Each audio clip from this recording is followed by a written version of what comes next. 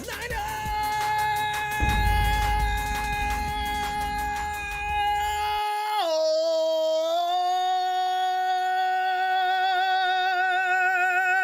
Congratulations, Big Fred! Man. What did we say?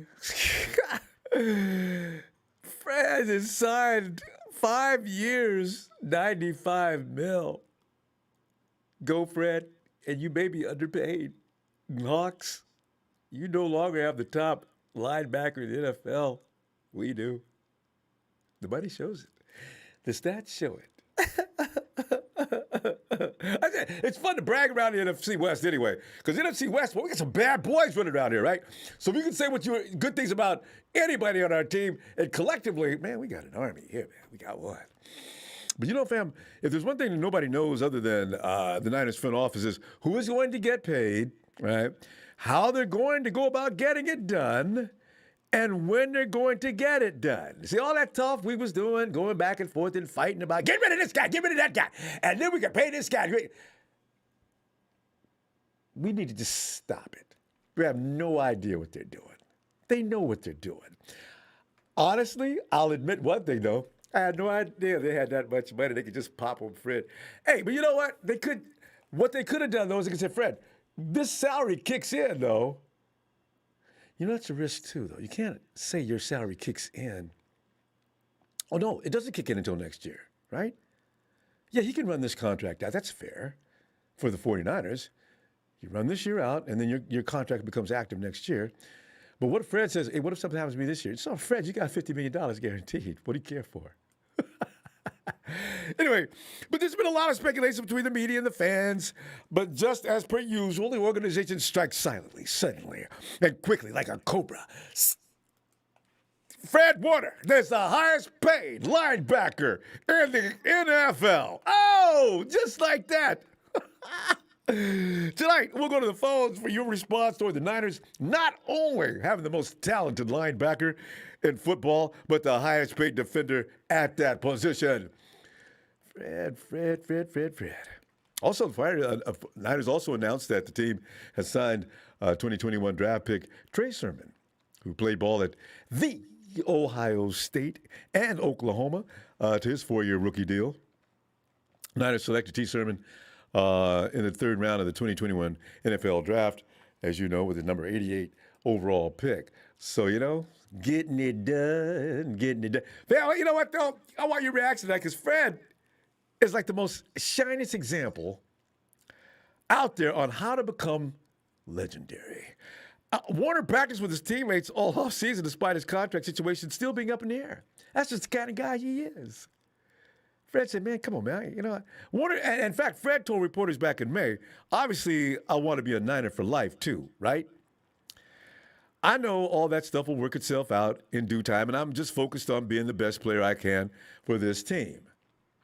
Unquote. Dude's got all the character that you want in a football player and skills to boot. That's like having that gorgeous girlfriend or wife that knows how to cook as well. That's not being chauvinistic. It's just that it's one of those skills. Now, girls like guys who can be sensitive and caring and also exude a certain amount of machismo while bringing on the bacon. Everybody gets labeled in some way. It's nothing that's should be picketed over or protested or committees be formed. It's just the way it is. There's some other things I can list, but we're on the air here. We're not going to do that. The children are watching. Mrs. Warner's baby boy, though, led the Niners' defense in tackles by a significant margin during each of his 3 NFL seasons. He recorded a career-high 125 tackles last season, per Pro Football Reference, while adding 5 tackles for loss, 7 quarterback hits, a sack, 2 INTs, 6 passes, defensed, and a forced fumble. This is just an average normal season for Fred Warner. And by the way, he did that last season. See, Fred said, no matter what this team looks like or how bad we look, I'm Fred Warner. I'm going to do my job, and hopefully my teammates will follow suit. See, I'm setting an example. I'm Fred damn Warner. That's what Fred, man,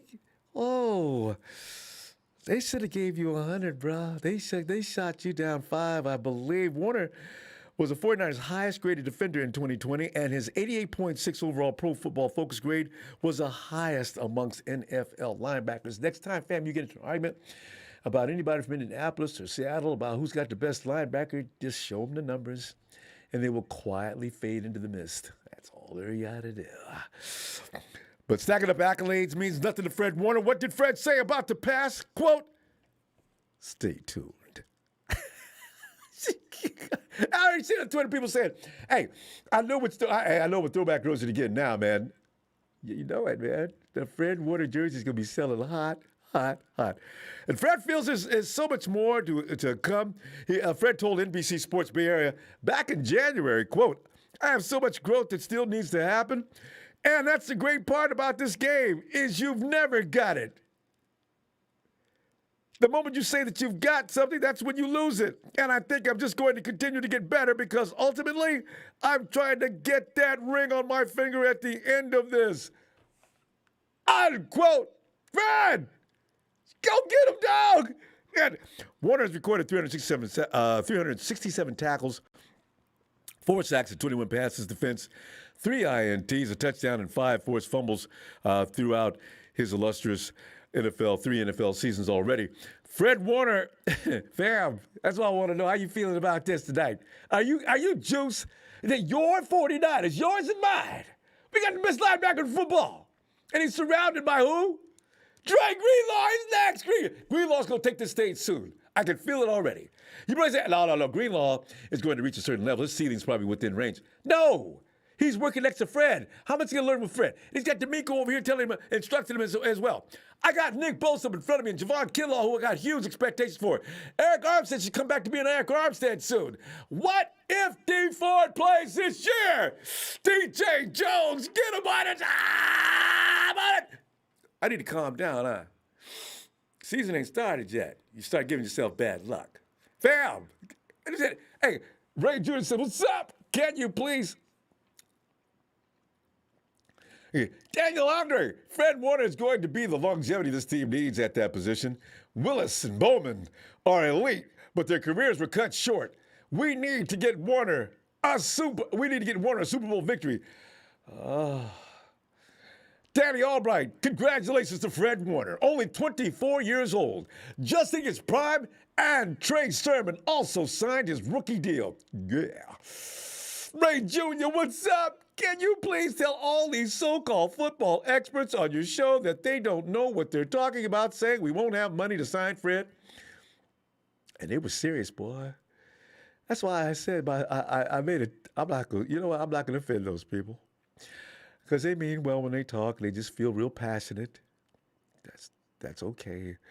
Matty S. Hey, yo, Rob, shout out from beautiful Bend, Oregon. Matty, what if a bunch of us just get together and come on up to Bend, Oregon? You got a place for us to stay? We want to see what Bend, Oregon looks like totally. Celestial Scripture. Congrats to a true professional. This defense is going to be good for a hot minute. And Jay Moose, hey, let's go all pro Fred. For 5 years, Fred has gotten his bag. Yes. Let me put on my ears and say, now, fam, we're late tonight, so if I say we're out of time, it only means we're out of time. It's not me that I'm trying to hustle you off the phone, okay? So that's what we got to work at tonight. It's late. Brittany! Come on in, Britt. Hello, Ronbo. Oh, Brittany, it's hilarious. You know, we're looking at this situation. Now, I knew Fred was going to get paid. I didn't know how they was going to go about doing it, but I just refused to guess, and they shocked us. Brittany, how many times have the 49ers shocked us by making things happen that we didn't see coming? And now we can all sit back and say, man, Fred's on the books already. Brittany, your feeling on this whole situation? I just only got one thing to say. Prague is the MVP of this off-season. He is the MVP of this off-season. Well said. As soon as the news broke, I went crazy in my house. I went crazy. Actually, I was outside when when the news broke. And the numbers, did it shock you? Mhm. That's what I was shocked about. Oh, whoa. That's wow. Where'd that money come from? I forgot to ask that too. Where'd that money come from? You know,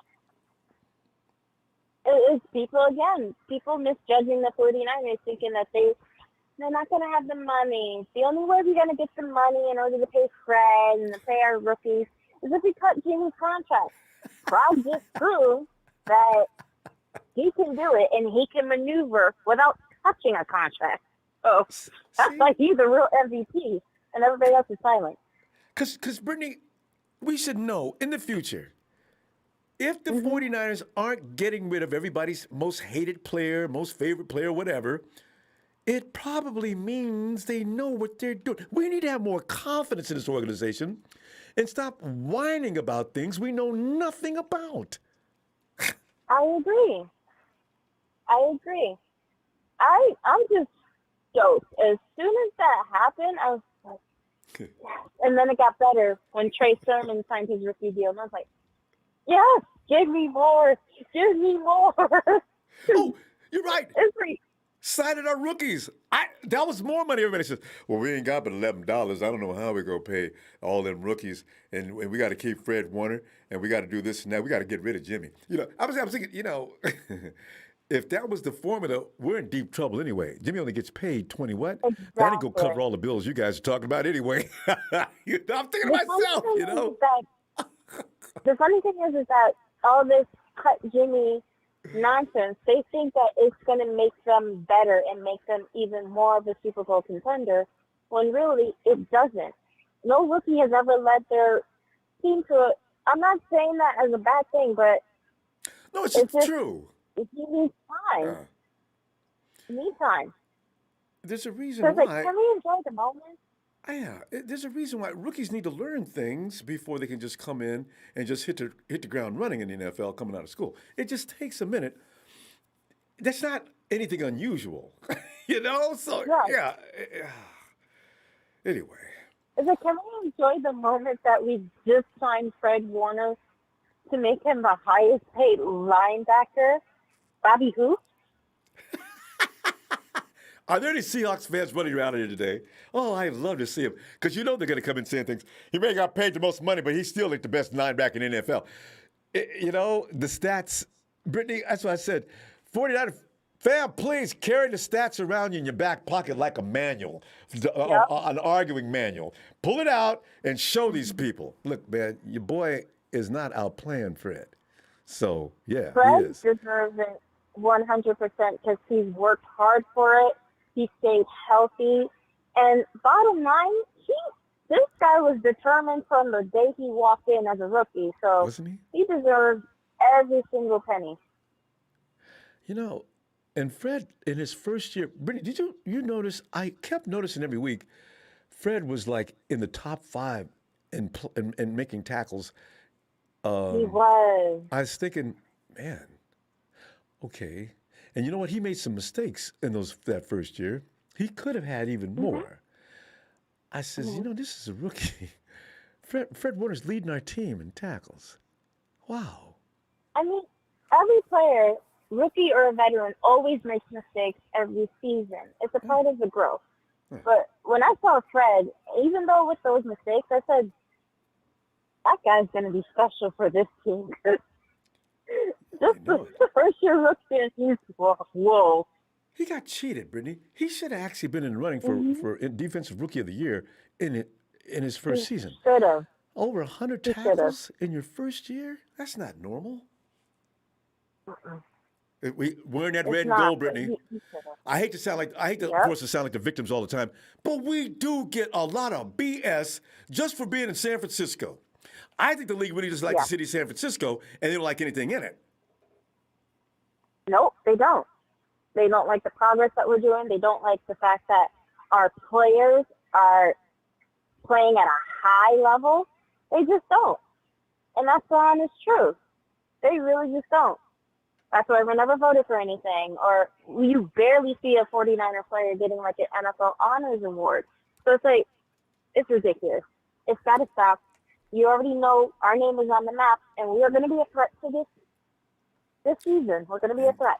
And Bottom line. notice needs to be served. We know you guys sent Bill Vinovich and his crew into that Super Bowl. That was intentional. That wasn't an accident. That wasn't just by chance. It did it on It's purpose. intentional. It was. Oh, I hope they burn in hell for that one. But Brittany, we're gonna go, and I'll see Yep. you on Sunday, the night. Oh, it's the night before the beginning of practice. Return back to the. Oh, Yes. time. I'm ready. Brittany, have a great night. I'm ready for it. You and You me too. both. Thanks, Ronbo. Hey, you ready? Night. God. And then Big Johnny. 49ers Ultimate Report. 49ers Ultimate Report. Click on him, fam. Johnny's got a lot of enthusiasm, a lot of heart. He's got a lot of knowledge about talking 49ers football. He says Fred Warner ain't going nowhere. Niners!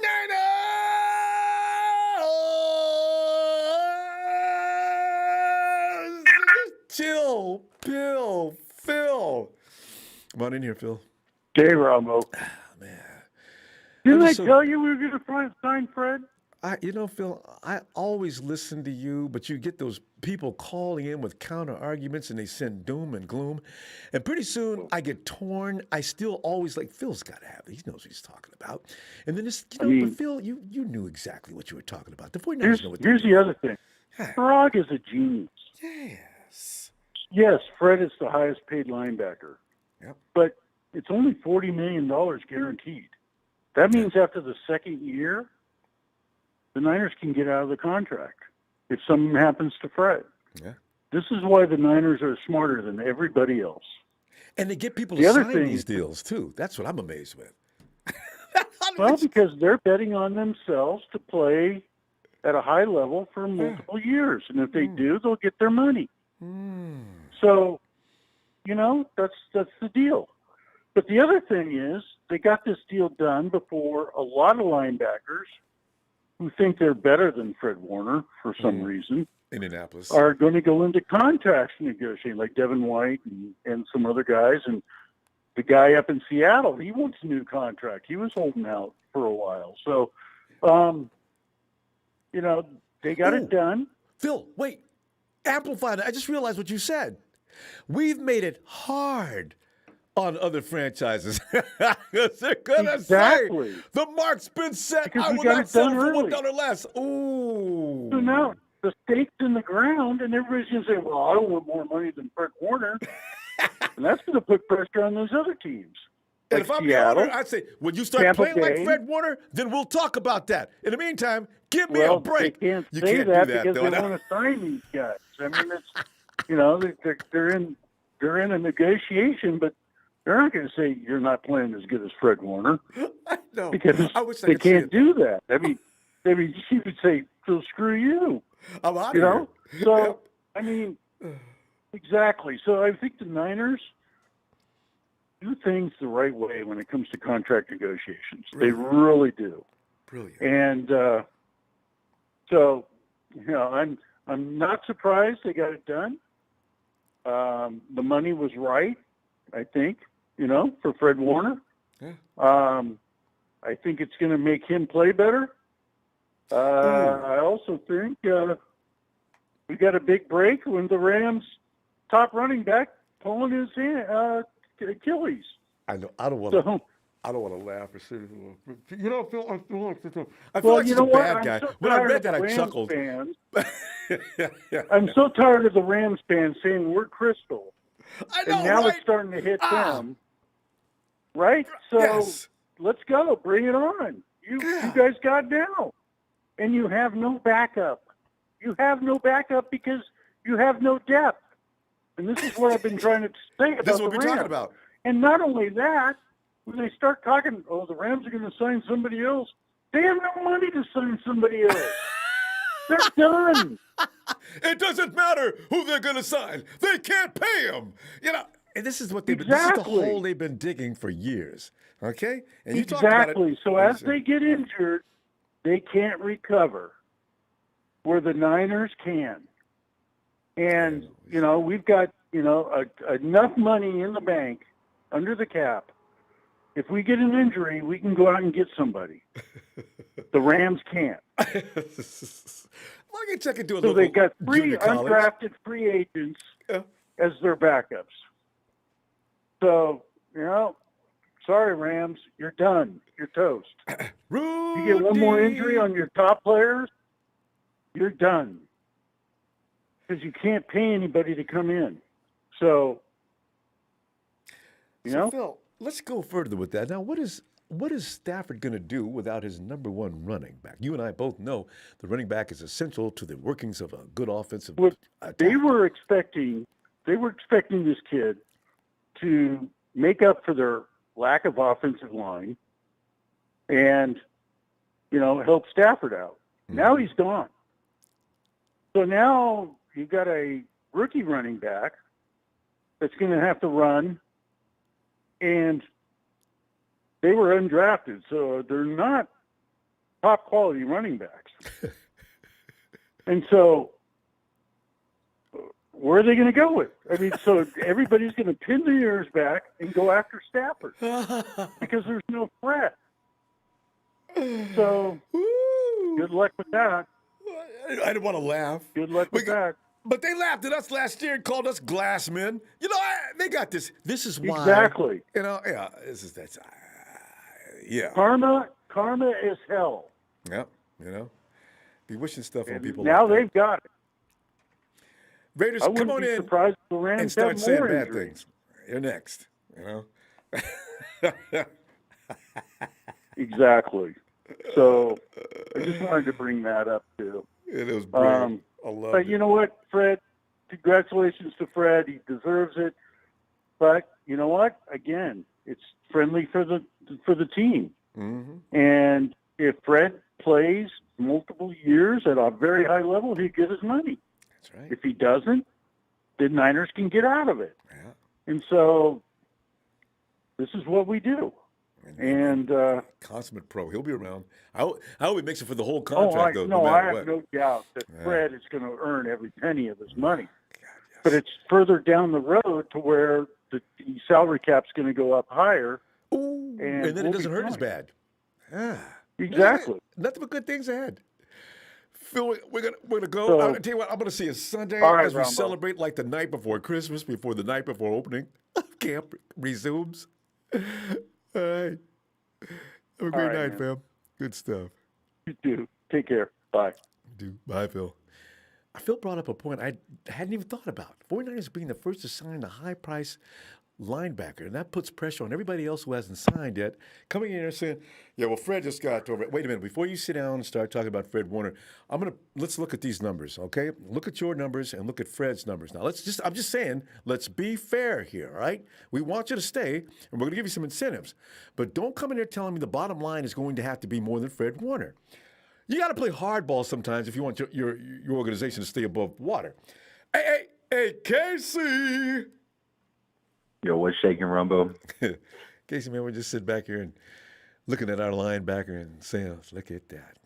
No more thinking about what we're going to do with Fred Warner. You don't have to think about it anymore. The 49ers have been thinking about it for a long time. And Casey, quite frankly, they had this all figured out a long time ago.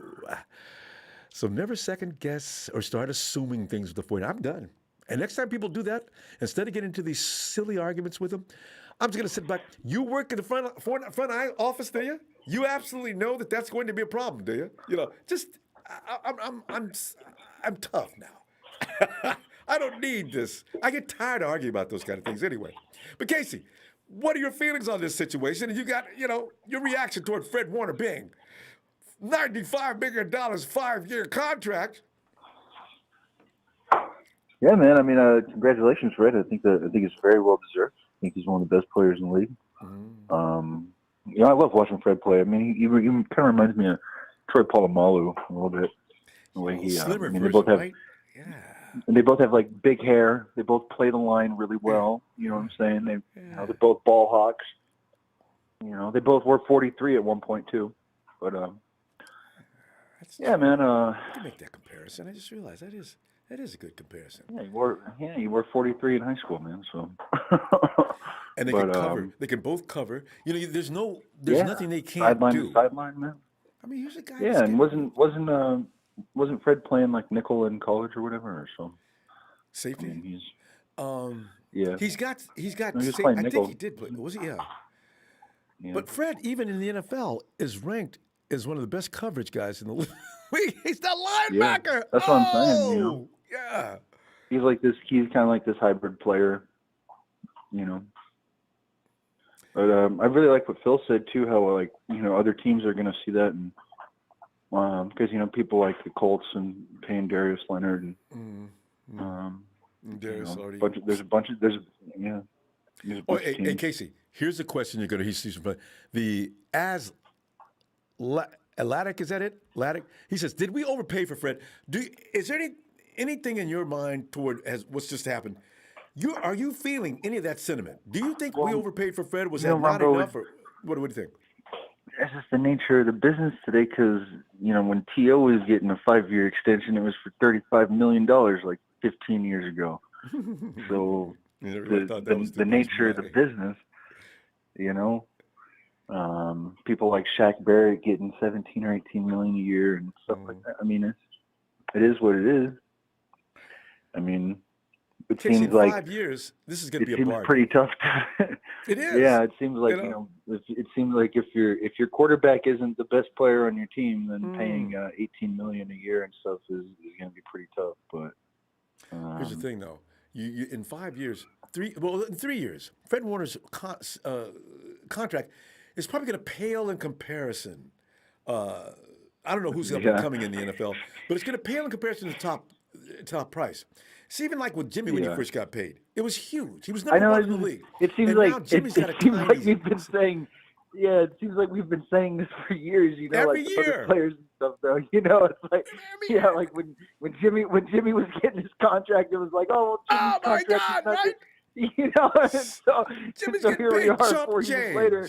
Yeah. It's just, I don't know, Ronbo. It's just you got to pay people by the numbers, and Fred has the numbers, and Fred's also a great player, and he's a great 49er, someone I want on the team. So the market dictates these prices. It's not about some of the things we think of. He ain't worth it. Well, that doesn't mean anything. Dak Prescott worth $40 million a year? Hell no. Yeah. He's getting it.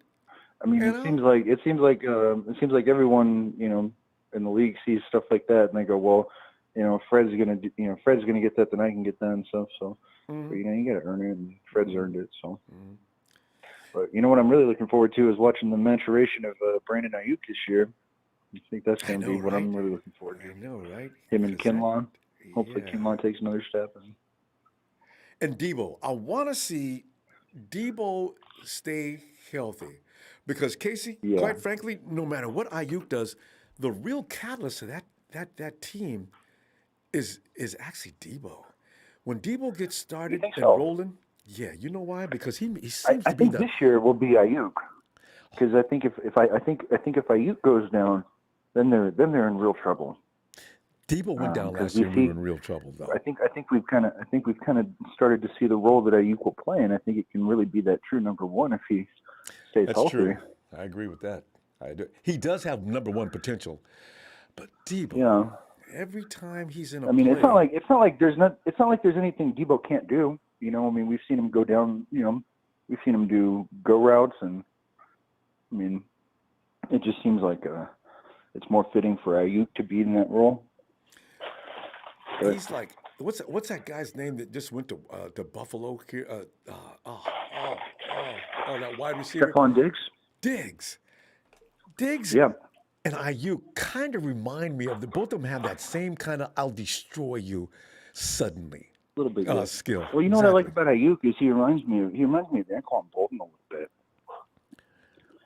In what way? Because Bolden was really physical. Well, because he's kind of stocky. He's thicker. He's kind of like Debo. Oh, Debo, yeah. I thought you meant Ayuk. Yeah.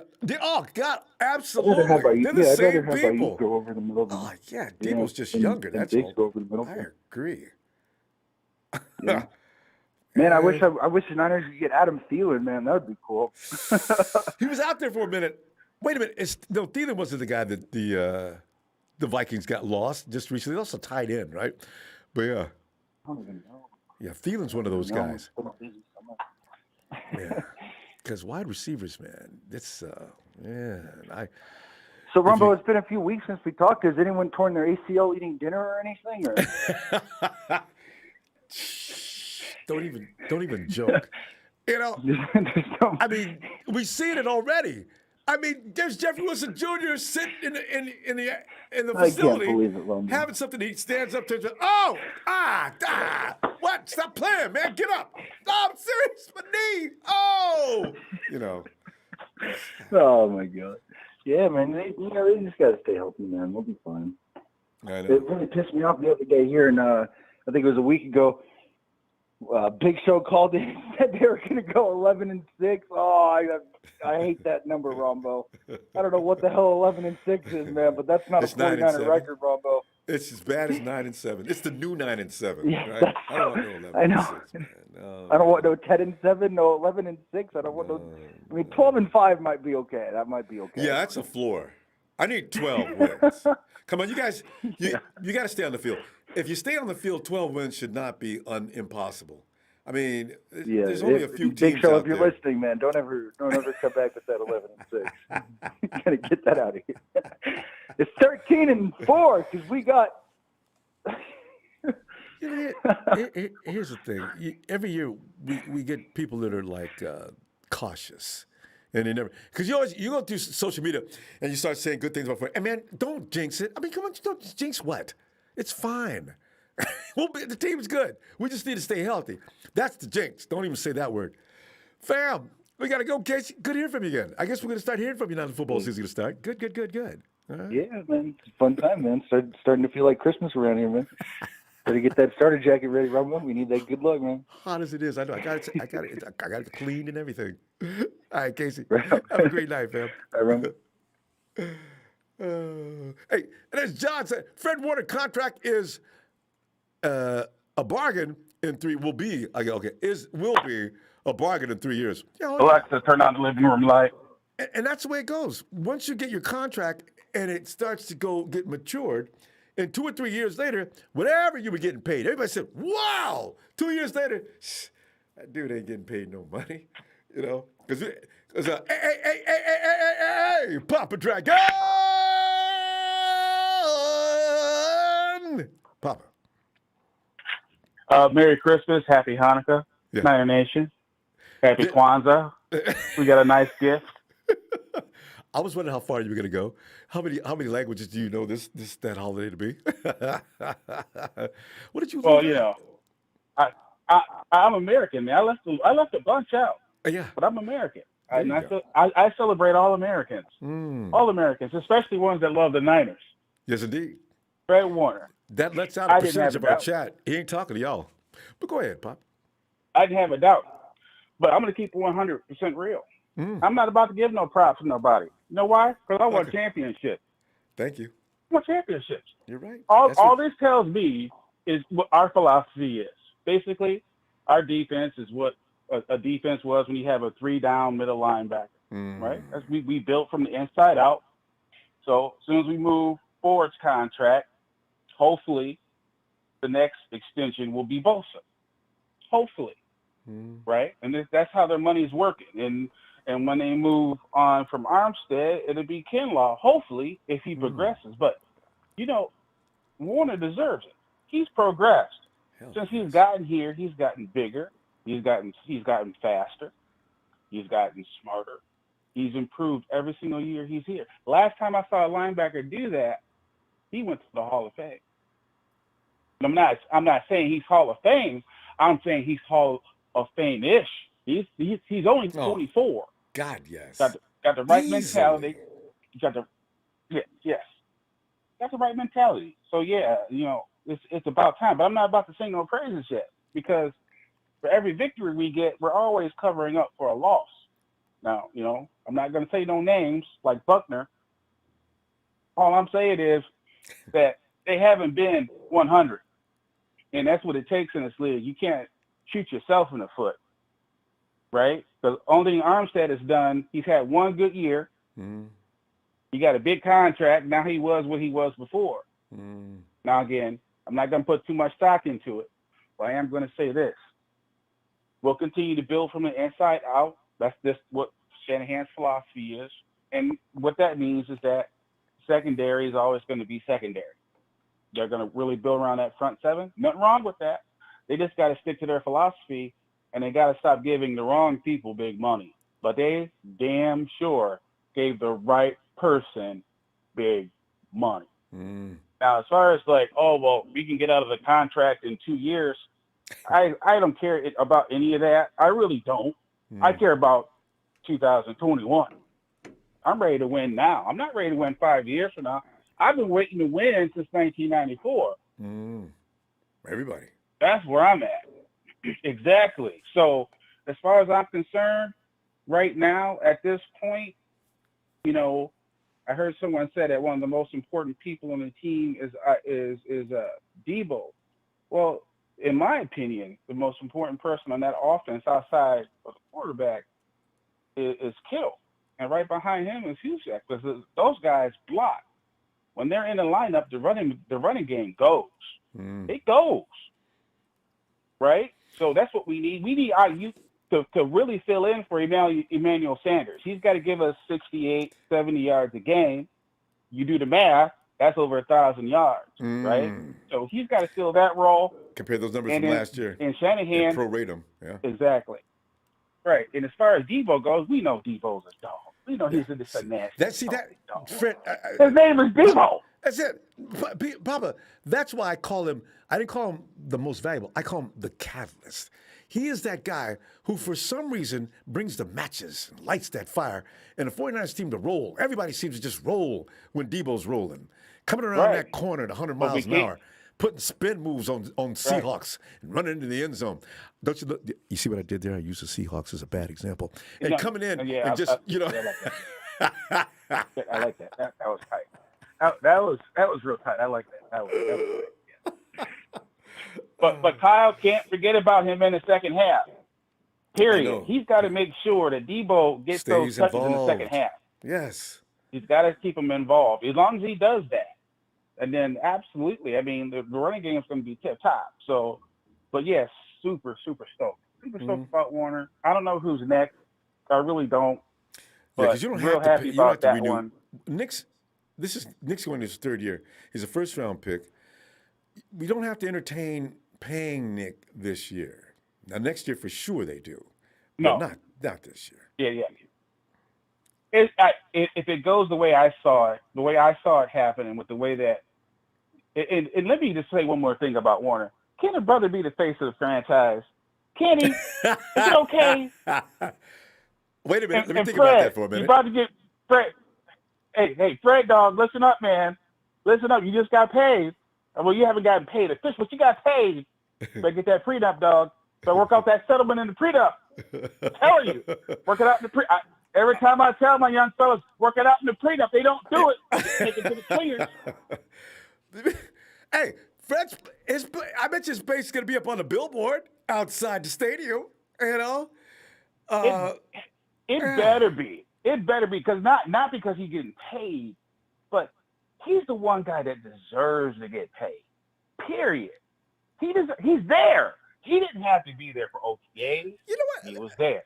And yes, he leads by example. Yeah, teaching people how to be pros. He didn't have to be there. It doesn't get hurt. I'm not even gonna knock on wood. I believe in Fred. I believe in Fred. I'm glad you mentioned that, because a couple of years ago, Fred did have some, before the season started, Fred was feeling something was wrong. Neck, I forgot what it was, but Fred still made it to mandatory training camp. Yeah, Stinger. Yeah, dude, Fred's special. Pop, we got to go. No, he's smart. He's very smart. All right, Ronbo. It's going to be Sunday, the night before preseason, and football season is underway. Almost here. Almost here. I wish I lived out there, man. So I could see all the preseason games, but I'm gonna try to figure out something. You have your monitor right there. I gotta figure out a way to hack it. You're gonna see the game. You get replays and everything when you're watching at home, though. So you got to get that. Yeah, you got to get that figured out, though. All right. I got a couple games on the NFL, but we'll see. All right, Phil. Yeah, great night.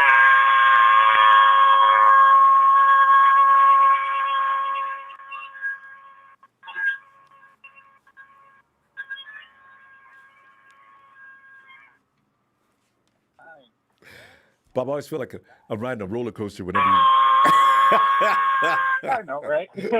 The dude sitting next to you. Yeah.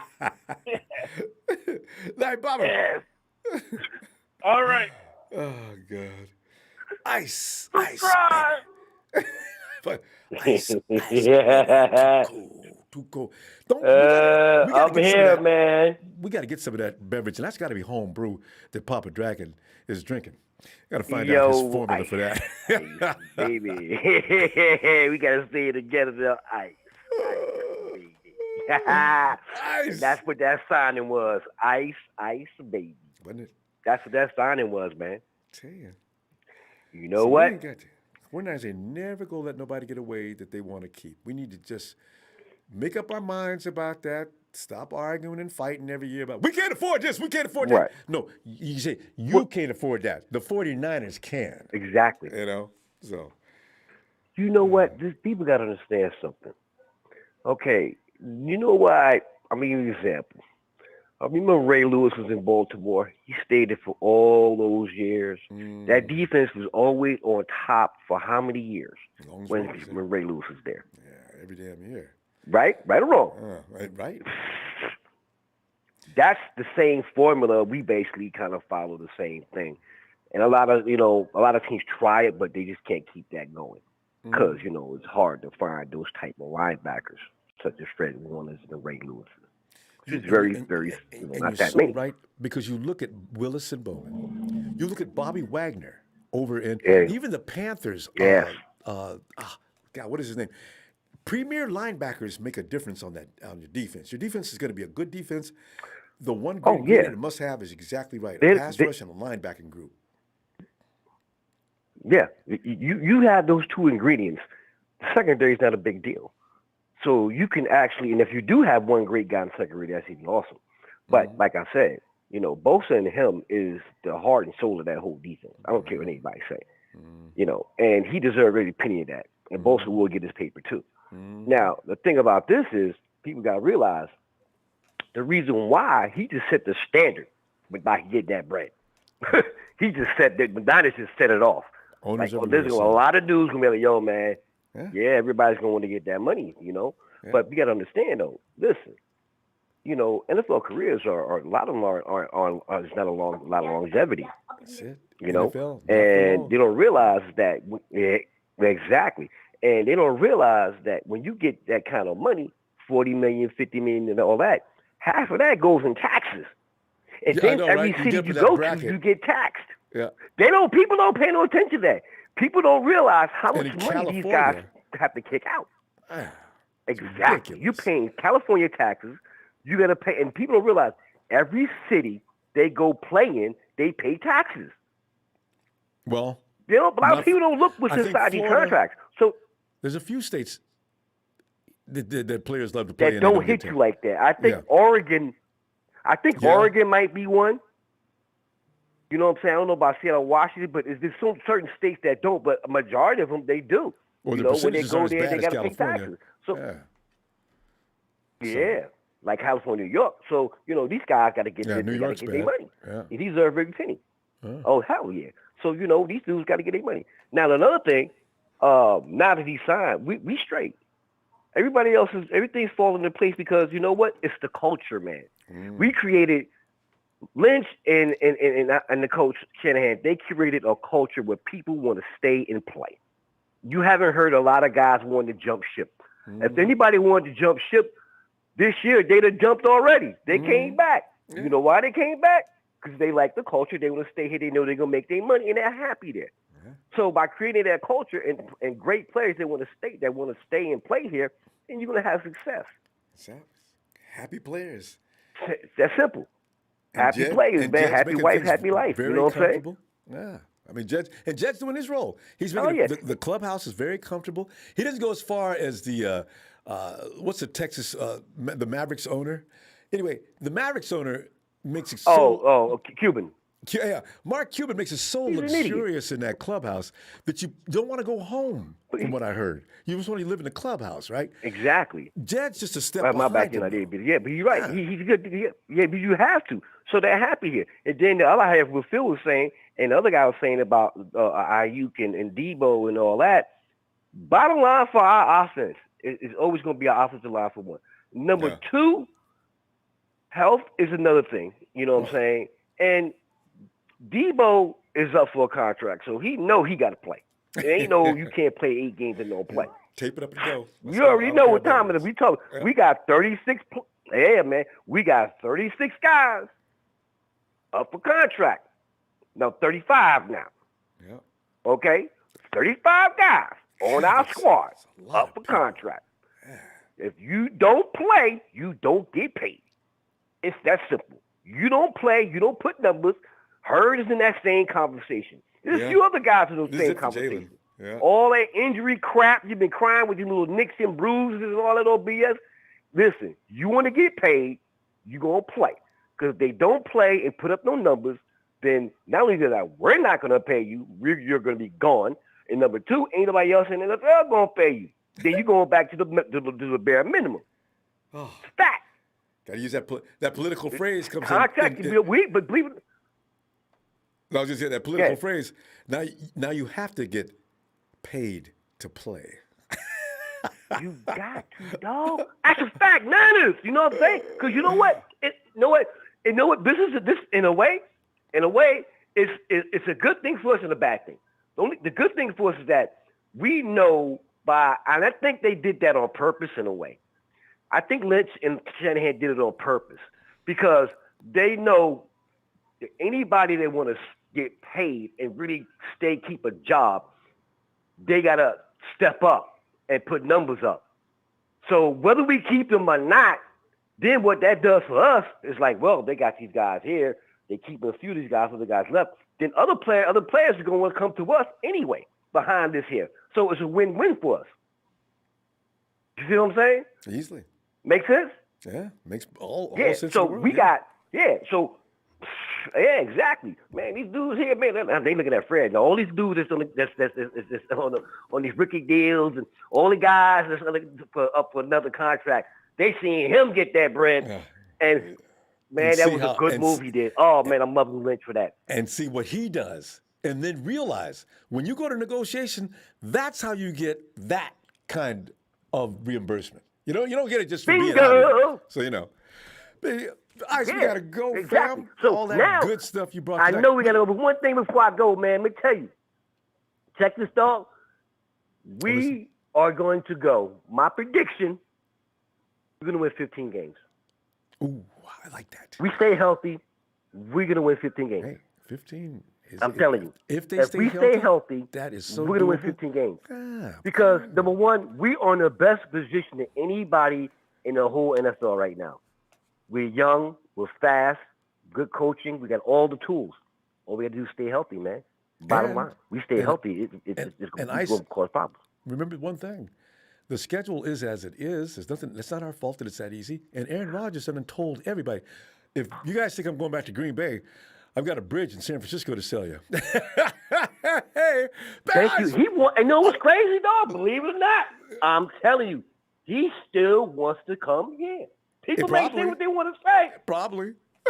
Hey, I'm gonna He say wants to go something. anywhere but Green Bay. Don't quote me on this, dog. Don't be surprised. Jimmy ends up in Green Bay. Don't be surprised, Mr. Jeopardy. Hey, don't be surprised. Listen, trying to pull that trigger and send Jimmy there and we get him. Bro, I'm telling you, quote me on this. Accept. Don't be surprised, Aaron Rodgers. Oh, Aaron and Kyle, he already knows the system. We really got to roll though, fam. Let me see you Sunday. All right. All right, I'll see you Sunday, man. One love, baby. Niners. Yeah. All right. Night, fam. Yeah, Aaron Rodgers, I'll take it a heartbeat. Because, see, Aaron does not need, he can hit the ground running. He knows the system. And he is Aaron Rodgers. And him and Kyle, it would be interesting. I said this months ago when they was first talking about throwing Jimmy out. Ball third. Thanks, fam. Bob Sala was definitely watching this contract situation. Glad it sorted before camp. Just wish you had the elite lockdown corner. We would be perfect. Paul, let me see what Jason Verrett looks like this year. Last year he was just getting himself together, his legs back under him. I want to see if Verrett stays on the field all year. Ask DeAndre Hopkins, one of the premier wide receivers in the NFL, if Jason Verrett ain't tough. I really do like him. We'll see what happens, though. Oh, and Paul, thanks for the contribution. Oh, Robert. Roberto. Robert. Robert, where you at, Robert? And Robert's like, he'll be back. I mean, let's get in here. Hey. There you are. Oh, Robert. What's going on, Ronbo? Robert, that was perfect timing. Yeah, but that's what we do. Robert, man, we're sitting here talking about Fred and how he's now he's an A-lister. All-pro Fred. Yes. Anywhere He's Fred almost goes, they got to throw a red carpet out in front of him. You better know it. Yeah, he's deserving. I just wanted to say, I hope, we've been hearing all this talk about we don't have this much money. We only have $11. We can only do this. We got to get rid of Jimmy. Yeah. And oh my God, I don't know what we're going to do. I just hope nobody went and gave any money to any of those people to be their financial advisor. Because you made a mistake. I just want to let you know this.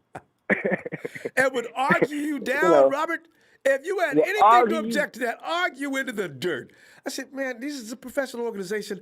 How you go talk, man? How do you know what's going on? You think they're going to just burn the house down? Right. I'm sorry. It's been a couple people I really wanted to ask them, do you have a pad? Do you have a buzz pass to get into the facility? Because you got to know something as much as you talk. Do you got a key to Cal's office or what's going on? Because y'all really know more than the average fan, and I don't get it. And when are they going to stop putting their foot in their mouth? Yeah. And we ain't got no money. Hey, Big Show. Hey, Big Show. I hope you call again because I'm going to say your name tonight. You were wrong, buddy. We love you. You were wrong. It was never Matt. Quit trying to come back around and say, hey, I think it was Matt. No. He actually said, sometimes we don't really pay attention. Kyle Shanahan himself said in a press conference that he was going away from that prototypical quarterback that people say that he likes, like Kirk Cousins. He actually said he wanted to move away from it. The man sat there and said it at a press conference. We didn't pay any attention to it. He kind of nudged the whole empire to let them know it wasn't Matt Jones. Never was Matt Jones.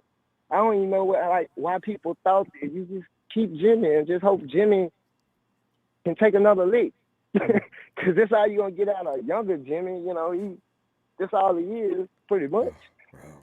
If that. I tell you what, Robert, we got to give Big Show credit, though, as he's taking his props now. A few years ago, when Fred Warner before he was drafted, I forgot what we were looking at. I think I was looking at another linebacker. Big Show wanted another player and then get Fred Warner in the third round. I said, who? No. He was right. He was. Then. And who was that linebacker that went to Buffalo, the tall dude? And there was between that guy and the one that went to Chicago, right? And I wanted one or the other, and Big Show wanted somebody else in that round. No, man, we need the linebacker. We're in big trouble, And we got Fred in the third round, and Big Show called it. And it's also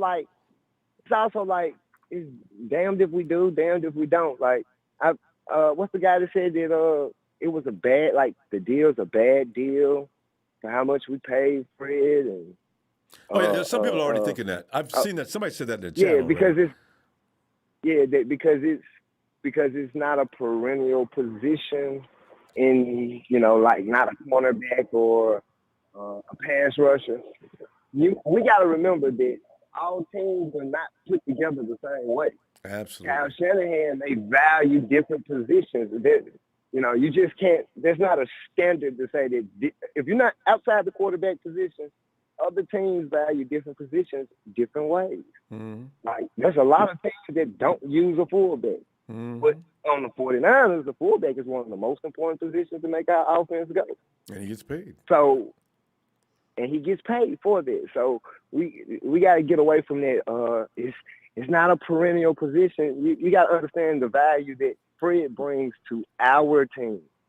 Also, because and Robert, add one thing too. The dynamics of Fred's game go beyond that of most linebackers. He's not your everyday linebacker. Right. Fred coverage, run, he covers it all. It's just like when they were talking about how should you pay George Kittle. I said, you know what? George Kittle is more than, by definition, than a tight end. So what he's asking for is not bad. And people, no, we don't pay no tight end that kind of money. Man, you ain't listening. Okay, that's fine. Go ahead, man. You got it. Right. You're not right. He's not this average tight end. He's not your run-of-the-mill tight end. He should be compensated for the things that he does on the field. Kittle takes pride in taking somebody's head off, taking him off the ground, taking him off his feet and putting him in the ground, playing deep, playing. He loves to block. And Kelsey ain't crazy about that. And that's why. No. You see, you gotta give him something. His value's different. Yeah, people's different players' values are different. There's no standard of the value, and the market's gonna continue to be reset. And people talking about you don't pay a linebacker. At one point in time, the running back position was one of the most important positions in the league.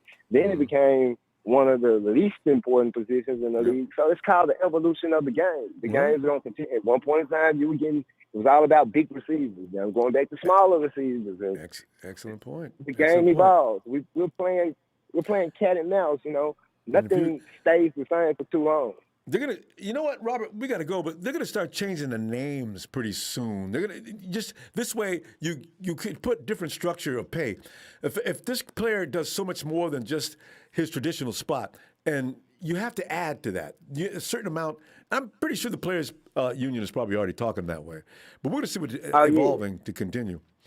All right, fam. And the only reason I really said the Big Show's name because I want to hear you sing his name when he come in. I know, because and I guarantee you we heard you. He'll be in a minute. Shark, give you props about Fred, though. All right, man. Robert, let me see you Sunday. All right. Oh, yeah. Great night, fam. All right, you too. And let's go check in on the combination of DTNT Niece and little Daisy rolling down the beautiful streets of AZ. Hey, Denise, come on in. Ronbo! Holla at you, girl. What's up?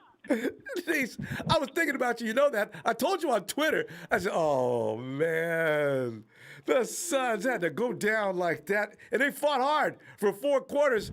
And Milwaukee knows they were in a fight, for sure, and finally succumbed. Giannis is just ridiculous. That dude put up 50 points and 14 rebounds. I always said, you can't let one dude just go off like that. It can be dangerous, and yeah, he did. That's okay, Denise.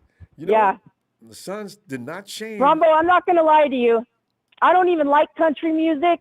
And I was singing Tear in My Beer, baby. I was so sad. I was like, I was sad. I ain't going to lie. I'm not even going to front. I was Sad Girls Club all day yesterday, or all day today. I was like, dang it. I can't believe we got our ass whooped. Well, you know what? Let's see if the Suns, they got to regroup and see if he keeps some free agents, things like that. You'll be okay. See what happens next year. They're tough now. You know what? I will say this. I don't know if you watched, because I know you said you didn't have a horse in the game. Yeah. I don't know if you watched in the post-game interviews. Monty Williams, he broke my heart, dude. He cried. That man, and do you know that he, as a coach of another team, I've never seen this, football, basketball, nobody, he went into the Bucks locker room and congratulated them and was like, thank you so much. You guys taught me a lot as a coach.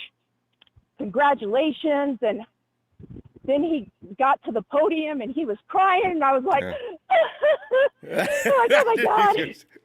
It's an emotional situation. That's what sports is all about. But Denise, go ahead.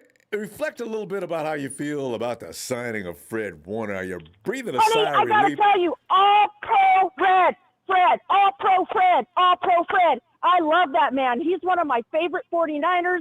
I can finally go buy his jersey because they signed him. Yeah. I'm stoked. Yeah. And I'm sorry, I disagree with people. Fred Warner is worth every flipping cent. You know, Every penny, he's worth it. there are people running around asking the question as if we overpaid. I knew it was going to come because that's what we do. But I said, I don't know how you entertain that thought, though. No. He's No. just too important in that defense. How many times has Fred Warner been injured? As much as we are injured as a team, how many times has he been injured? Plays every week. Every week. And twice when we Yeah. have Thursday night games. And you know what I think people don't give Fred credit for? Fred Warner is the leader of our defense. Like, he's a huge leader on that team. It's always the vocal guys like Willis, George. It's the guys that make some noise. Fred's a silent assassin out there. He's not real quiet, but he's not loud. He's not Quan Alexander crazy. No, but Quan can't he's play not as good like as that. Fred. But he's a leader, and he is, he fires up our defense. Mm-hmm. He's a stud. I love Fred Warner. He's one of my favorite 49ers by far. And his role is, if I'm playing on the same team as Fred Warner, Denise, I'm embarrassed if I'm dragging ass. I'm not worthy of being on the field with this guy unless I'm playing at a high level. I think that's the catalyst also, is he inspires people around him. Keep up, Junior. Yeah, he gives 120% every play. Every play he gives 120%. Denise, do you think Dre Greenlaw would be as good as he was if he was playing next to anybody but Fred Warner? Dre Greenlaw, I think some of his energy comes off of Dre. I think Dre, so too. some of his energy And comes off of Fred. Fred, I knew what you meant. Yeah. And not only that, but I know everyone's hating.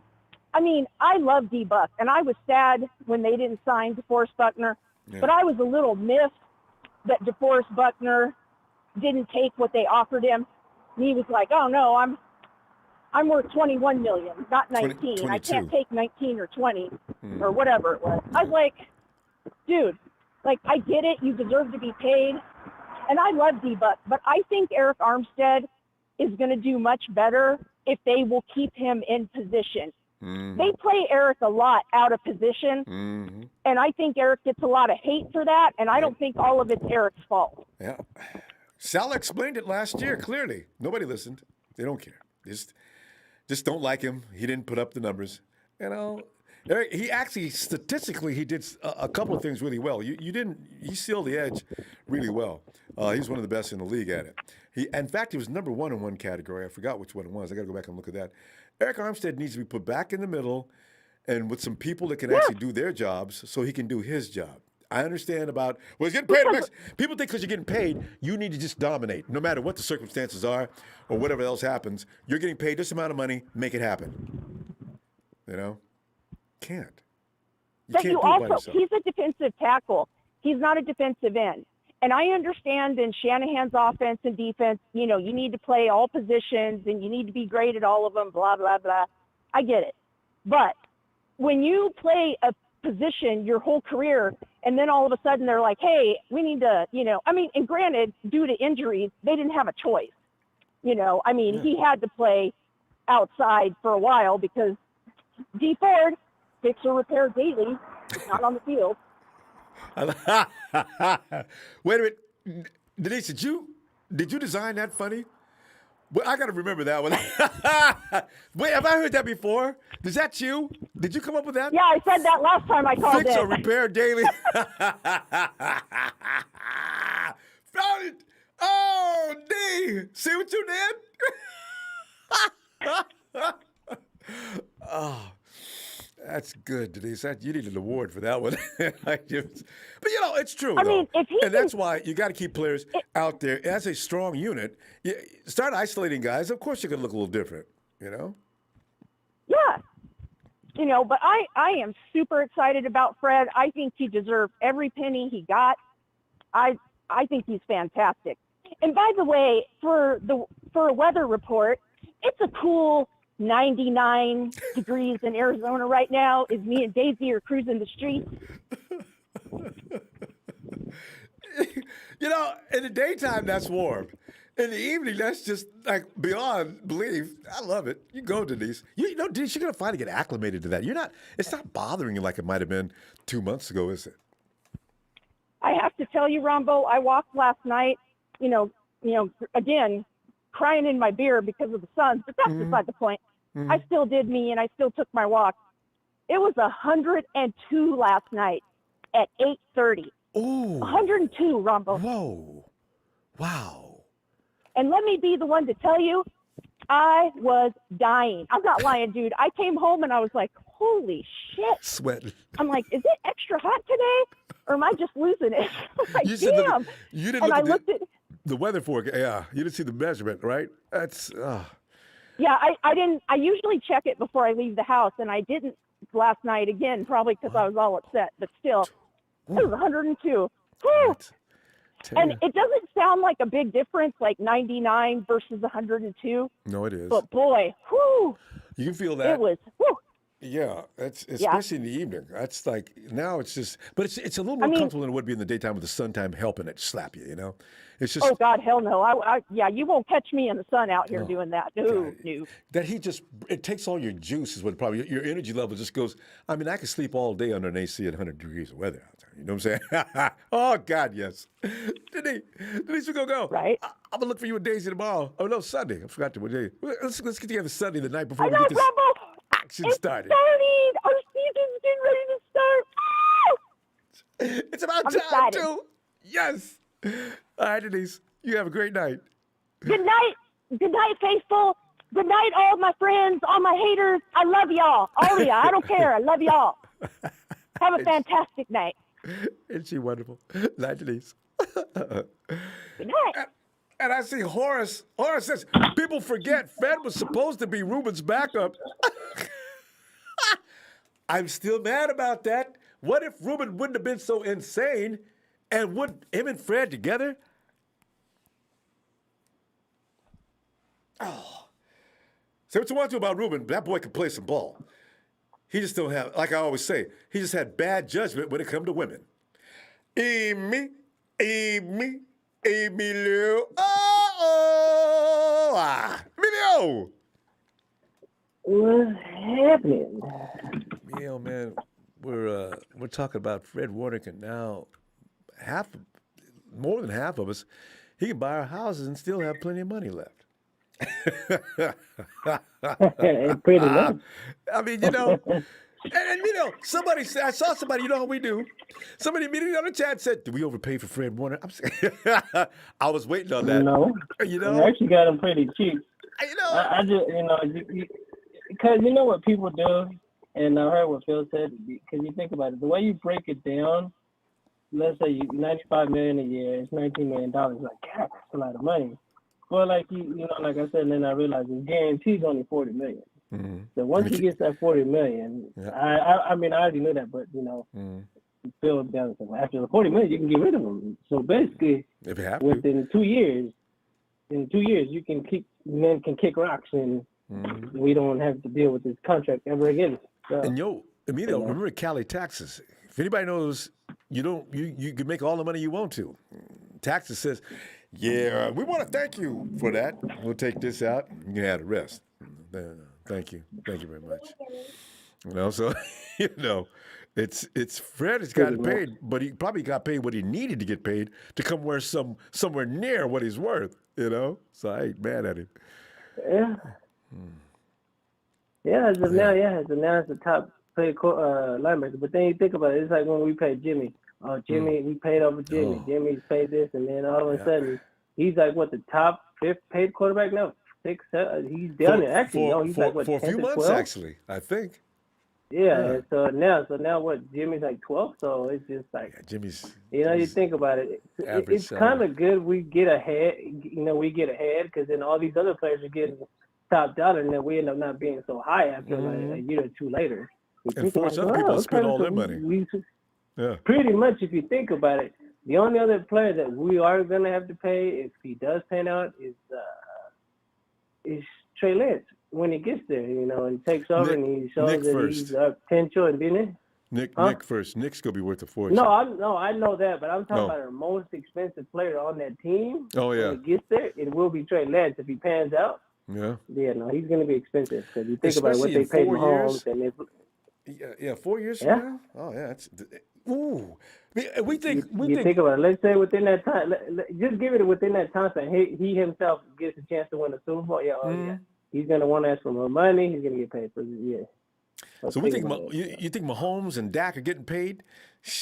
Man, they'll be asking Trey to borrow money in 4 years. It's getting crazy. These guys are starting to get paid like baseball players now. God, I know, right? Baseball players, baseball or NBA. What's Steph getting paid now? Yeah.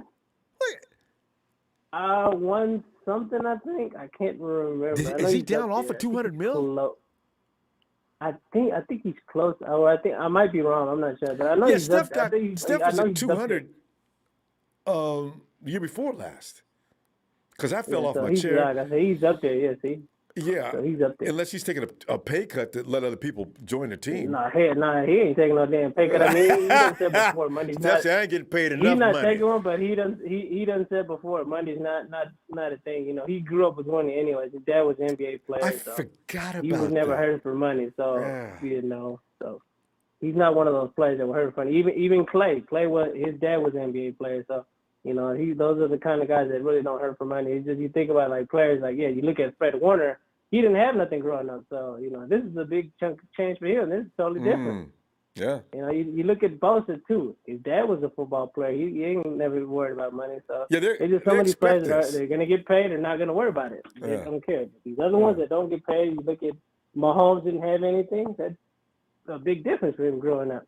Mahomes, no, he grew up in baseball. His dad was a baseball player, right? So he didn't. Oh, that's right. Well, yeah, that's right. I forgot about that. Yeah. So But there's not a lot of poor, like I said, it's a few quarterbacks. No, it's rare when they do. They do pop up, but I can't remember some right now. But yeah, there's a few talking about I didn't have anything. Oh, there you go. Kinlaw he just got his paid. Now see, that's I the guy. never had money, and I just bought my first house. Yeah. Somebody grew up poor. There you go. Actually, it's your defensive lineman. No, your lineman. Period. Wide receivers, cornerbacks, everybody but the quarterback usually is like average home, average income, or a little above average, middle class, or something like that. But yeah, quarterbacks. Look at Josh Allen. No, but now they're starting to pay linemen like the top players. I mean, you think about it. Why did Tom Brady win all these championships? Because what they were doing, they were paying their offensive line. So. Yeah. And everybody else was barely getting anything, and the only people that really got paid was the lineman and Brady. Everybody else, got whatever they got. And I know one thing about Brady: people need to stop not feeling sorry for giving Brady all that credit. He's married to a supermodel that actually got paid more than he did. Okay, Brady endorses so much that he doesn't need his salary. So when you look at Tom Brady, he doesn't take any money. Listen, don't start with me about Tom Brady. Tom Brady's got more money than everybody in the NFL. It's just that he doesn't get it from his team. Doesn't mean he ain't rich, nasty rich. Anyway, he gets his money from his endorsements. Yeah, and other things. And TB12, his organization. Anyway, Emilio, you know what? We got to go, fam. Let me see you on Sunday. We go celebrate. Wear your party hat, man. Bring the popcorn, and let's talk about what's going to happen on Monday. Oh yeah, that's when training camp starts on Sunday, right? That's right. Monday, 27th. Okay, Monday. Okay, yeah. Monday. All right. You jump up and down before that, though. Yeah. Right, hey, when is our first game? Is our first game the 14th, or when is the first game? Preseason game? You know what? I didn't even think about that. I never do until it's the right time in August. It's middle of the month. I do remember it's a little beyond the middle of the month, though. 20-something, I think. Anyway. No, I think it is the 14th. Maybe. The 14th of August. I'm not sure. All right, fam. I'm looking for you Sunday. All right, man. All right. All right, you too. You have a good night. You too, fam. Night. Night. Hey, Charles. What's going on, Ronbo? Can you hear me? Charles, I can hear you loud and clear. Good sound too. Well, Charles, All right. you know some of the things have already been said. First of all, did we overpay for Fred? And can we expect him to continue to play at a high level now that he got paid? You know, it's funny, Charles, because there's been so many players that do fall into that. Well, now he got paid, he can't play. Yeah, I know. You know, in Fred's personality, though, I'd better get. Charles, what do you think?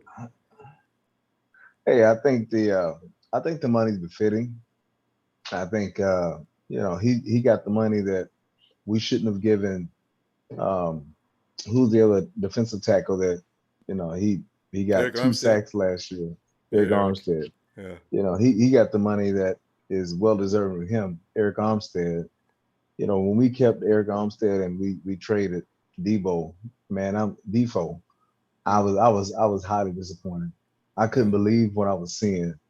I'm still upset about the trade.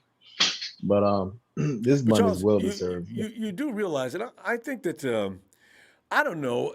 He's supposed to get as money as he can, but I 22 mil. I don't know what Aaron Donald's getting paid.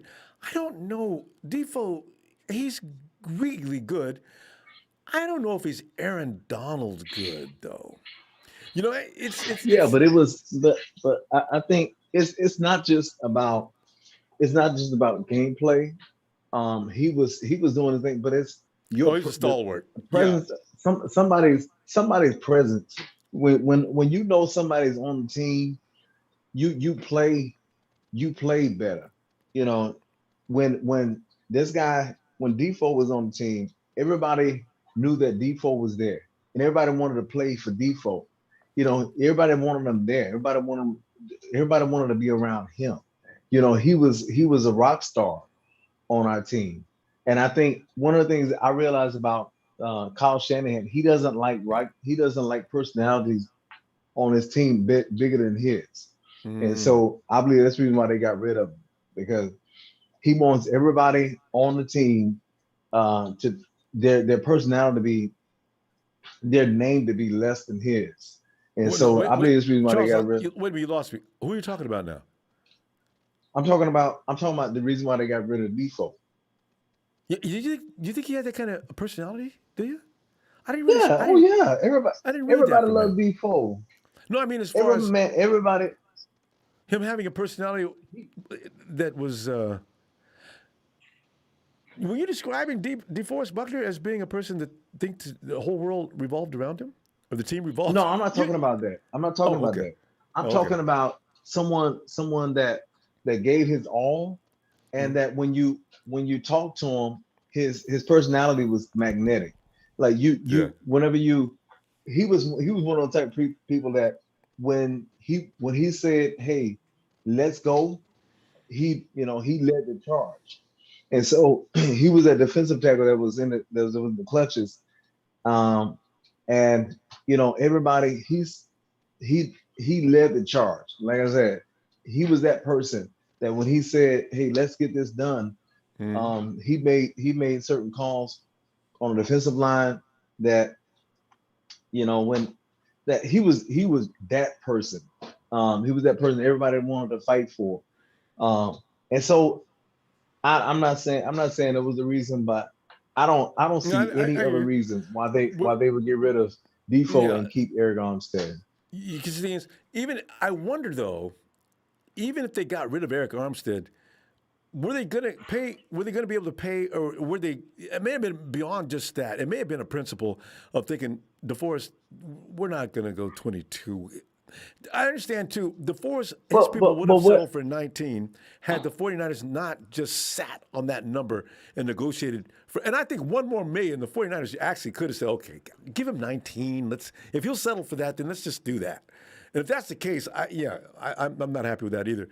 But to say 22 million, maybe the 49ers had a right to do that. But you can structure the money to be however you want to structure it. You know, you pay them 22, but you can backload it. You can structure in a way to where it's still team friendly. You can get out of the contract like they're doing with his in 2 years. Yeah. You know, so you can do what you can play with it however you want to play with it. But like I said, just trying to stay on topic right now. I know, Yeah. you know, Water under 19 the bridge million. now. Hey, you know, he's got his money and he's well deserved. Absolutely, You man. I know, tell you. but I'm like everybody else. You know, I can't believe training camp is right around the corner. Oh my God, it's Minutes. right It's like here. feels like minutes now. And I'm praying. I got my fingers crossed and I got my toes crossed that, you know, the injury bug will stay away. Oh, You know, I'm just like, please, oh my God, please, nobody go down with injuries. You know, at least, you know, for the first 12 weeks of the season, please, you know, let's just stay healthy. no, You know, Charles. and Pray if beyond 12 weeks huh? because keep praying beyond 12 weeks. Because, see, that means we'll Yeah, turn. You remember the Steelers last year? Steelers busted out. I think they went 10-0. All of a sudden, they turned to yeah, yeah, poo-poo yeah, and couldn't even make it to play. yeah, That's heartbreaking. You get that far yeah. and can't Well, finish. Oh, yeah, but they were really undisciplined. Look at them. Like whenever whenever you have a championship mantle, you know, you act like you've been there before. You mm-hmm. grew up around each other, you Mm-hmm. enjoy it, but you don't act like they were acting all childish and everything. They was spawned, and when you look at the schedule, look who they were playing. They were playing nobody. Yeah, I know. And so, And Thomason's supposed to handle that. So yeah, I agree. You know, yeah, I know. And Charles, Thomason, he's been there too long, man. People don't respect him. he's only. I think Pittsburgh's had what 3 coaches in the entire franchise history. That is amazing. But you know, Yeah. fam, we gonna go. I always love to hear from you, Charles. We'll see you Sunday. We're gonna be partying the night before. Action finally Okay. All gets right. started. Love you, Rumble. Hey, love you back, fam. Talk to you later. All right. Bye bye. Bye, Charles. There he goes. And there's Coach. Hey, by the way, let's get one thing. Today's show has already asserted that he tied the Fix or Repair Daily reference on our Monday night program regarding D Ford. Okay, so both of them are members of TNT. They'll work that out. Oh, look at Coach looking all red. Hey, Coach, looking awesome, man. I love it. How you doing? Coach, doing fabulous. How you doing? Good, good. So I told you 49th year was going to be special. We started it off one day after I put that out. And I got a special guest that just wants to verify something, okay? All right. There's somebody else that I think you should hear from who can say it almost as well as either of us, but also he brings a little bit more cachet to the table. So listen to this. Hey guys, Fred Warner, linebacker for the San Francisco 49ers here on 49ers Talk. Here's Laura and Matt. Oh, Big Money Fred. Big Money Fred. Or no, Big Bread Fred. Big Bread Fred. Don't you love it? You know, now Fred is going to go out there and look the same, Coach. You know, he's a little bit under pressure now because you know how people are. If Fred, you know what we do, Coach? If Fred has one lapse, one missed tackle, one play that could be judged, all of a sudden, he's overpaid. I'm going to try to stay out of those people's way. You know, Coach, this year I've vowed to stop fighting with people who know little to nothing about the game of football. Yeah, that's the key. Yeah, it's too bad. Some people just get too negative too quick. But the good thing about Fred is he's consistent. Yeah. So I don't see him falling off. He loves the game, and he wants to be not just the highest paid, but he wants to earn his pay. I mean, he's the guy that plays the game the way it's supposed to be. So, and he's got, you know, every time he goes out there, I mean, you can see it by his attitude. He's always looking to improve, and you know, he's the first one to say his game's not perfect. Right, first one. First one. Yeah. That's what these guys do, man. All the greats, man. Rice, him, you know, guys like Willis and Joe Montana, Steve Young. I mean, all these cats. Rice was just saying it the other day, Coach. It's funny you brought him up. Rice was just saying that the other day. His career's been over for how long? Rice is still saying some things he could have improved on. God, that's the consummate man. So they're always looking to up their game, and that's what the great ones do, you know. So I think Fred is on his way to a All-Pro Hall of Fame career, and this will be the year to kind of set that off, I think. Yeah. So I'm looking forward to it. I'm glad we got him locked up early and just before camp, which is good. We still had a week to spare, whatever. But 6 days, 6 days, right? But hey, no Thursday. Wednesday, Thursday. You caught me. I'm using my fingers. Thursday, Friday, Saturday, 5 days. 5 days. Hey, don't knock it. People will start getting on me. Yeah. But anyway, it's good. We got him in house here right away. Before the season got, before we got too far into camp and everything, and then all the speculation would start. So he's not going anywhere for a long time. We're happy. Wouldn't it be great, Coach, if he ends up, you know how the Parag sets things up, so if things go south, we can get out of a contract situation. I'm looking for Fred to get renewed at some bizarre number. He'll be 29 when this contract expires, right? Mm-hmm. He'll still have he's got 2 or 3 years left of efficiency still left in that body, I would think, if he takes care of himself. So. Oh yeah. We'll see what he looks like. I think if Willis hadn't had the toe problems that he was having, the feet, he probably would have played another 5 to 7 years. You're right. He would have just recently left us. I agree. Oh man. A lot of fun. I'm looking forward to camp. It's going to be exciting. See all the positions play out, all the competition, find out who really rises above. Oh, exciting. I think, this is where coaches like me, we get our goosebumps because we're getting ready to go into camp and we know what we got sitting around. Now it's time to see what they can do. And it's going to be exciting. Oh, it is. And more so than actually, this is going to be one of the most exciting years from all the way down from Jimmy and Trey to guys we don't even talk about anymore, but could actually make a difference. When you look at Rick, what's the return guy from San Diego, or used to play the Chargers? Nobody talks about him right now. I keep forgetting. We got names that I forgot about or even on the team. That guy Jefferson that's playing in the box. I just realized I saw something. Oh, Jesus! I forgot we even had him. So it's going to be fun this year. Yeah, I think he's a real talent. So So it's going to be good, man. Jefferson can bring it too. That guy is a ball hawk, and if Jimmy gets hurt, Ward, retarded, Tart can play. injuries. You can actually put Tart in center field. Everybody's worried about that. I forgot about Jefferson. We've got that guy that we need to make sure that unit stays whole. Right. And there's another guy that might surprise some people that we picked up as a rookie, and that's Hufanga.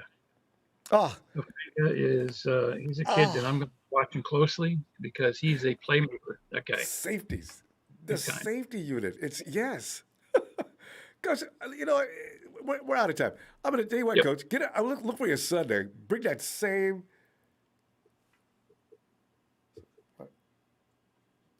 I don't know what's the problem. Oh, sorry. I thought I was at the end of the week already. I can't wait. You can tell I can't wait for next week to get here. I was going to skip the rest of the week. Let's just get to Sunday. But we're going to be back Friday. And there's no telling what develops between now and I got to calm down. I'm losing it. Well, and I'm also looking at a guy named Barabbas. I got to tell. Hey, Coach, I'll see you Friday. I'm sorry. I said that earlier about for that first Monday Night Nitro, huh? I know, right? See, it's God.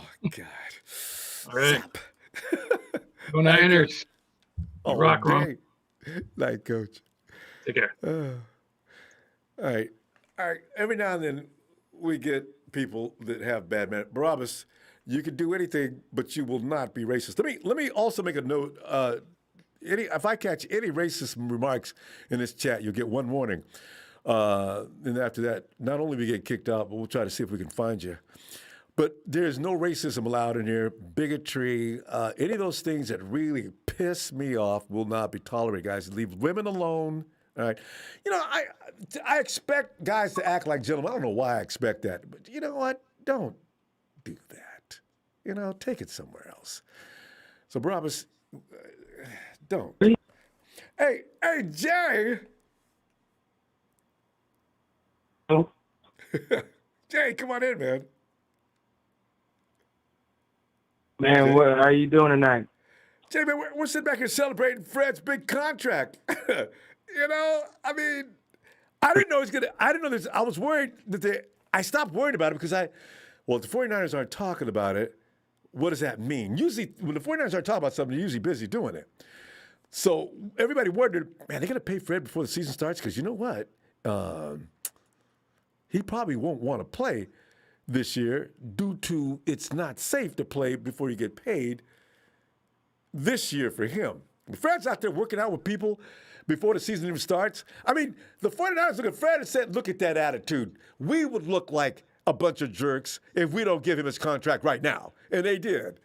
How you feeling about that, Jay? Are you delighted or what? Man, I'm so excited. He's one of the few players that I really, truly believe that he deserved his money.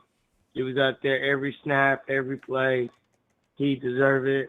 You know, he's all pro. So I'm very excited, stoked. I'm glad we got it over with. We finally got it before training camp start. I'm just excited that we got it over with, and we done signed Trey Lance. You know what I'm saying? So we got him under the books. We got Trey Sermon on the books as well. We signed both of them. So it's beautiful. It's a beautiful day. We signed all the players that we needed to. So we're just ready to move forward and get the season started. Well, this is like, I mean, you look at this, and he is now the example. When the 49ers call somebody in for a contract now, they look at Fred, look at whoever you are and say, well, you know, the reason why Fred earned what he earned is he brought a lot to the table. And you have to ask yourself the same thing. You got to mess with people when they come in and negotiating. Correct. You know, you got to understand this. Wait, Jay, hold on a second. Jay, hold on a second. Okay. Hey, I'm sorry. That was my fault. It was miscommunication. AA's not the guy. We're trying to find Barabbas, and Coco's mouth is next. God, Jesus Christ. The world's just such full of jerk-offs. I'm sorry, Jay, go ahead.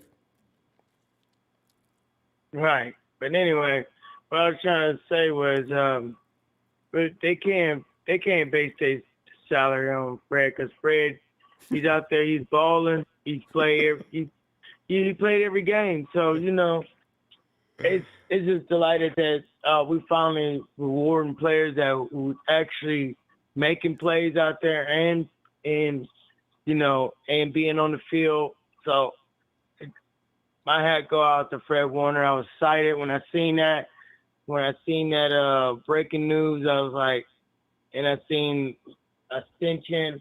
I looked and seen it was Fred Warner. I was so excited because I was like, finally, we got it over with. We got it done. Now we just, you know, now we could just worry about football. Yeah. And Fred never was, Jay. That's the crazy thing. Fred was out there carrying on like ain't nothing going on. I'm here to play ball. Right. I'm here to get better and let everybody else talk about the money, you know? Right.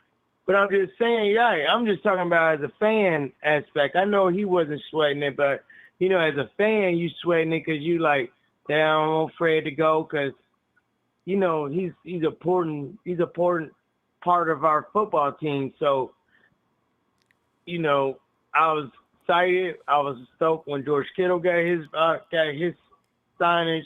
You know, there's a few players I was stoked, and then some players I feel like they need to just hit the road. You know what I'm saying? And Fred's one of those players. I'm so excited he's here, and he's gonna be here for a while. Yeah. And he's a beast. And somehow he escapes injury. Fred is elusive, man. The guy is scary and plays high level. You'll never see Fred out there waltzing around or taking plays off or anything like that. Dude is amazing. He is, and he takes care of his body very well. So I think that's just shout out to figure out what he's doing, because for him to be out there and play every snap, it's amazing. And, you know, yeah, granted he only played 3 seasons, but at the end of the day, he's the quarterback on our defense. So he deserved every last cent. I really do. I really do think he deserved every last cent. He makes plays. He's out there. He's hitting. So, you know, he's a baller and he's a game changer. So I'm just excited. I'm just looking forward for the season now. I'm tired of talking about it. I'm ready to start talking about some games, preseason. Yes. You know, see how our players, you know, want to see Trey Lance. I'm very excited, Ronbo. I'm ready to start seeing some games, some preseason games, and we could really see what really gonna go on. But I mean, I can't even wait for a Hall of Fame game. I'm looking forward to that too. And I correct. didn't even watch that last year. That's the basketball season over with. I'm ready for football season. You know what I'm saying? And basketball season is over with. I'm ready for football. There you go. Well, Jay, we're going to go. I tell you what I'm going to do, Jay. We'll be back Friday. Let's talk some more football. All right. All right, Ronbo. What you do, brother? You have a good night, man. Thanks, Jay. You too, fam. There's Jay. We got a duel out there. Papa Dragon and Jay holding it down in Tennessee, running around with that red and gold. Steven. What's happening, Ronbo? Almost Steven, feels man. like Christmas, man. I know, right? You know, same feeling. You know, actually, you know, as a grown up, it's not the same because the fact of the matter is, you have to spend too much money as a grown up for Christmas because you're supposed to be responsible for everybody else's happiness. You know that. That's true. They say that's a very true thing. You know, because they say, Ronbo, it's about the spirit of giving. Okay, well, can I get something? No, I was asking too much. Yes. Can I get something? Can I buy myself something at least? Can I have a little bit of money left over so I can eat with? You know, instead of seeing that credit card bill come in every month. Okay, don't looking at my interest go up. Oh God.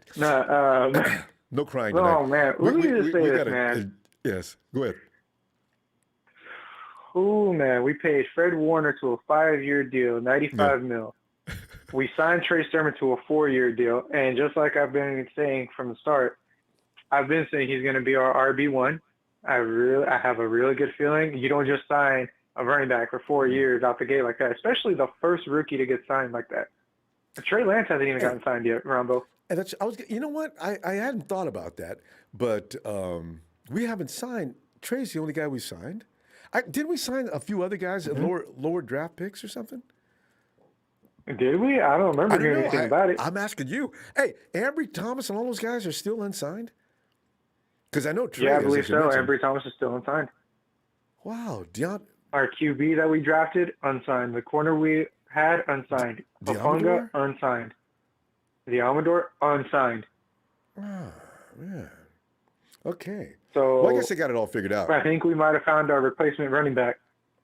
Yeah, certainly. Well, I think I have a good feeling, Ronbo. Mostert's going to go back to RB2. Well, you know what? We can't really, Stephen, you can't really consider Gallman Jr. absolutely out just yet. He's still in the mix. You know, because he's still in the mix. So is Hasty, and so is who else? Yeah. Who else is in there? But Gallman actually did. He's got a street cred. I mean, he's with the Giants last year, getting with a bad offensive line and still coming up with yards. Well, we'll see. Because I don't know how good Sermon. I can't wait to see what Sermon looks like, though. I've seen him in film. The guy's awesome. We're gonna see. I'll say this, Ronbo. I'm gonna call it right now, like it is. RB1, Sermon. RB2.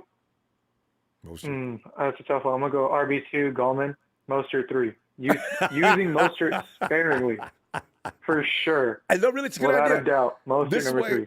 And losing, but you know what though? Running backs usually need to run their engine a bit to get that momentum going. We'll see how Kyle works it. I don't know how you do that because Mostert's so explosive. You want to get him a rhythm out there, but at the same time, like you're saying, can we keep Mostert fresh somehow until the playoffs? You know. That is a good question. Unless our running backs room gets depleted because of injuries, which I hope it doesn't happen. I don't think it will. I mean, I think the best thing that could have happened to the 49ers was having OTAs canceled.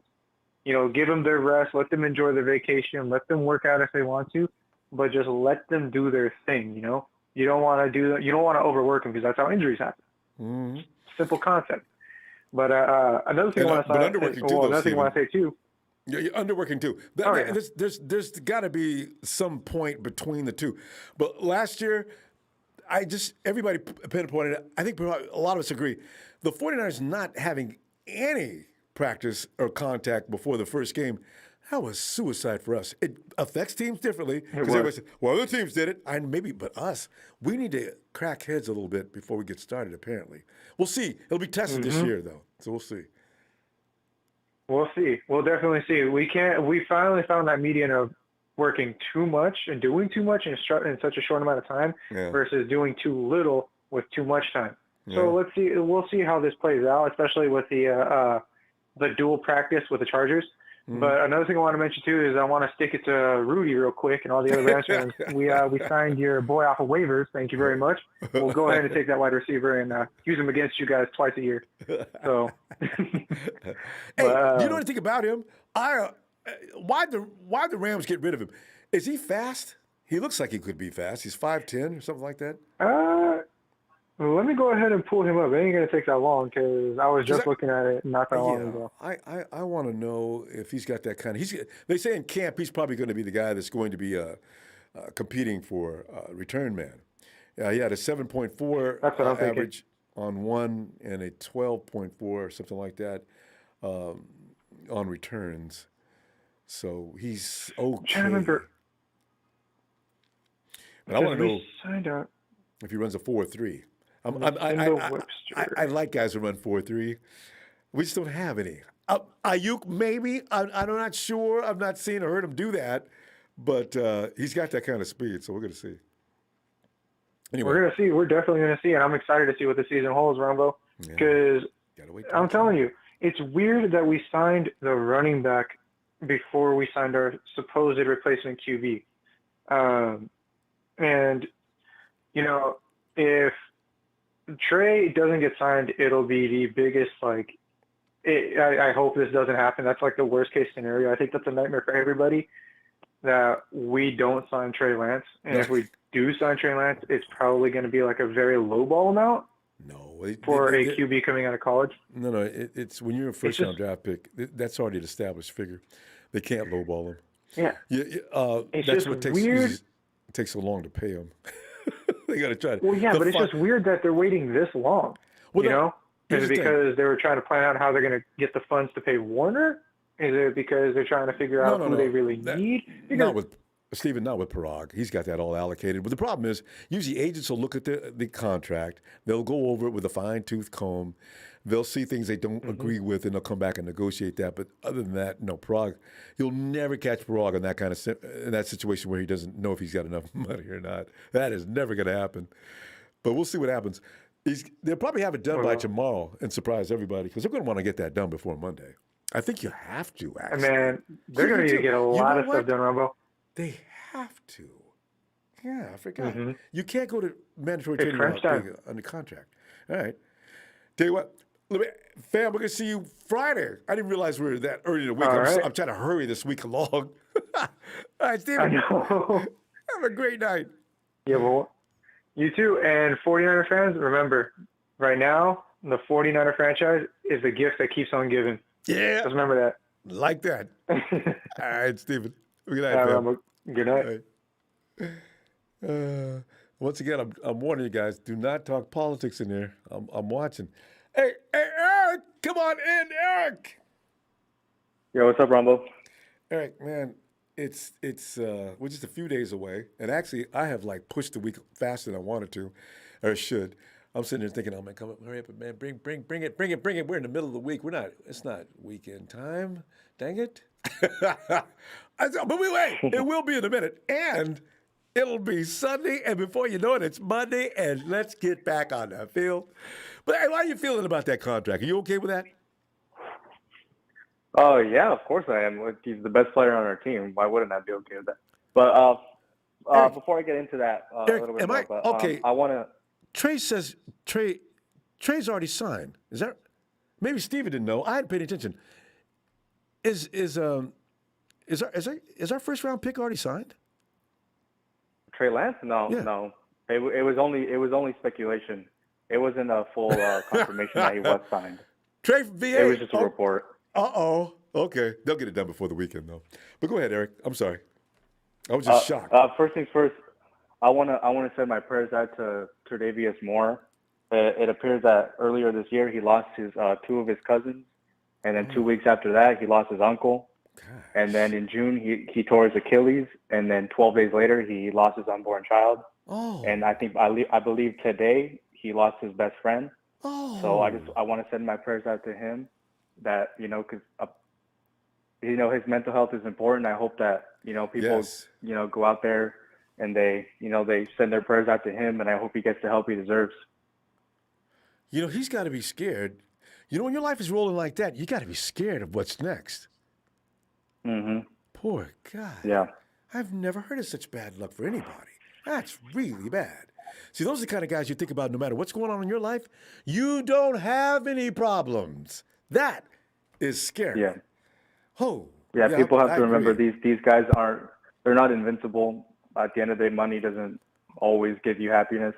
So I hope that people, yeah, I hope people send their prayers out to him, and I hope he gets the help he needs. As far as the Fred Warner stuff, yeah, I completely love the contract. It's really good. He makes what, 40 million guaranteed. That's not even the best.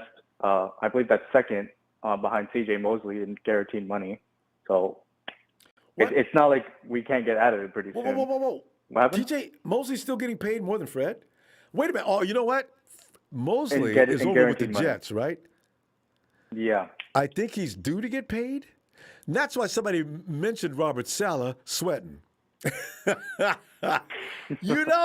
Mosley may be the biggest paid, but not yet, Eric. I think not yet. Because otherwise, Fred's agent wouldn't have settled for less. But anyway, we'll see. I mean, so it's not like it's a big deal. I mean, we get Fred for most of his prime years, and I believe that's a good thing.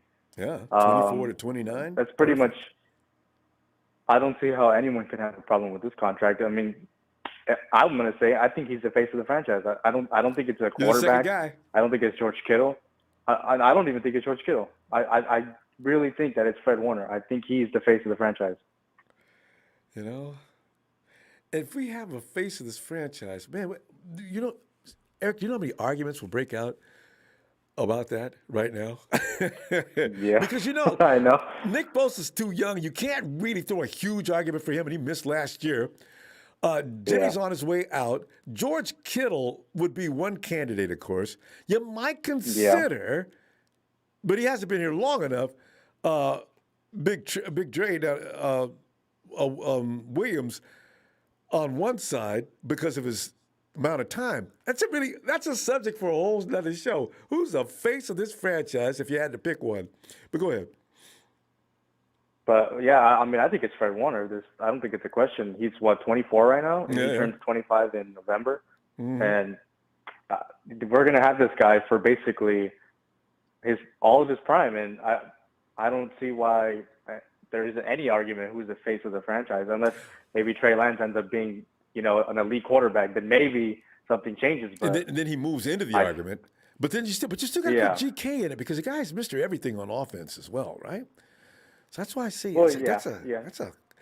But Fred never misses a game. I mean, he's been here for all 3 years, and George has been out damn near as much as Jimmy.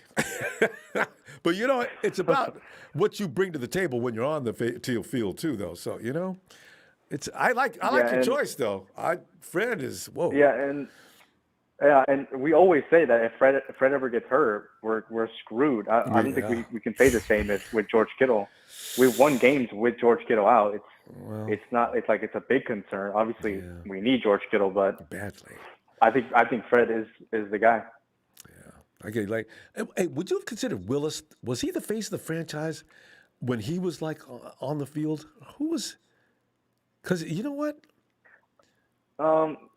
Probably, but I think I would have went Frank Gore. I think he was up there. See, with Willis. It's or tough. Staley. Yeah, it's pretty tough, and I mean at this time I don't think it is a discussion, but I think that's a topic for a different day. Yeah, you got to fix. So it's going to be interesting to see in the next 2-3 years because this team's in its prime.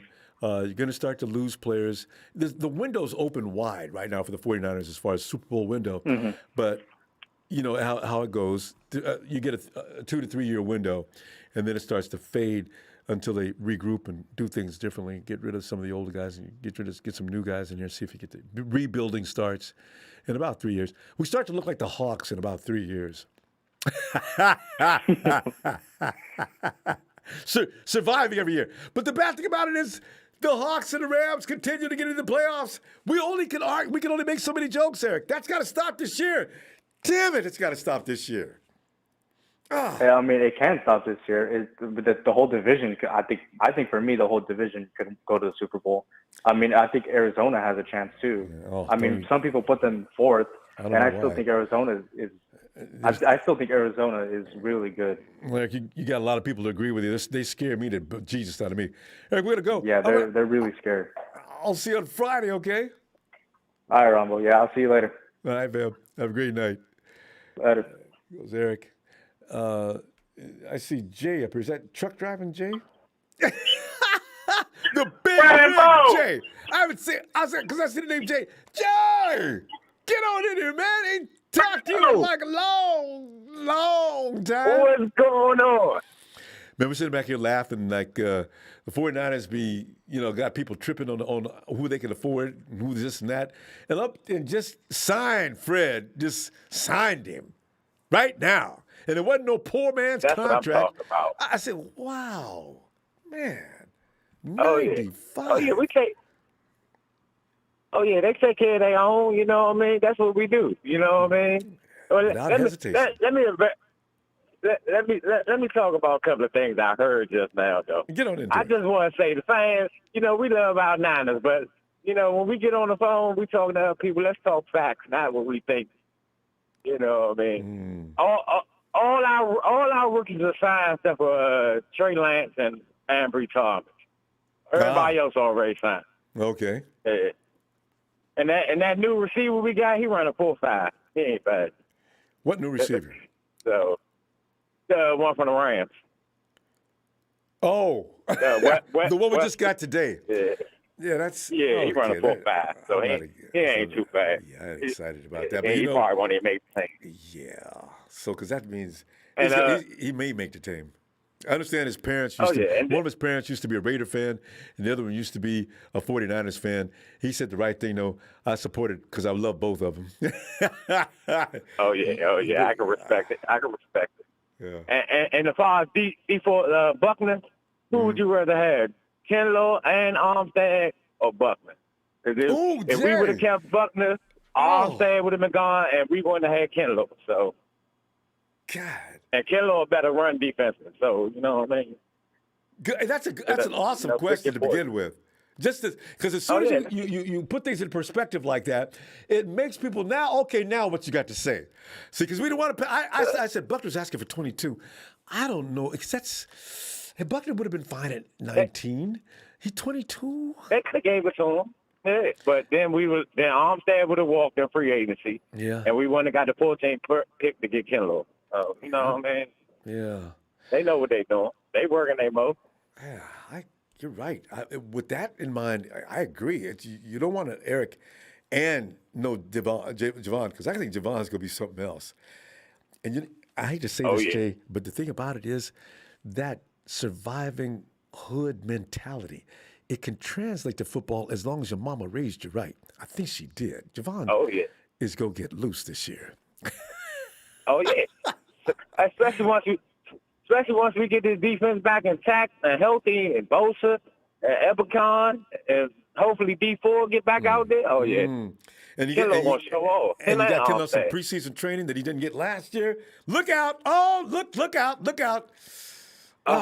Hey, did you – Rambo, do you remember that one play when him and Nick Bosa was side by side? And I can't forget it. I saved it somewhere. On. I mean, Javon looks. That's his mentor. That's his teacher. That's his sensei. Exactly. I mean, the hands was just moving. If you look at slow motion, everything was there. I said, look at that. Nick's been training him. Already. Don't let him get hand movements. You already know. Don't let him and get that's why, stained his growth a little bit over the year because Nick wasn't there. Yep. Not even talking about Nick pressure beside him, but Nick just teaching him how to how to lead some hands. Following his lead. He picked the right guy's lead to follow too. With Nick's hands and his brute strength. It's over. Oh. It's over. That's like Aaron Donald, but he's bigger. Mm-hmm.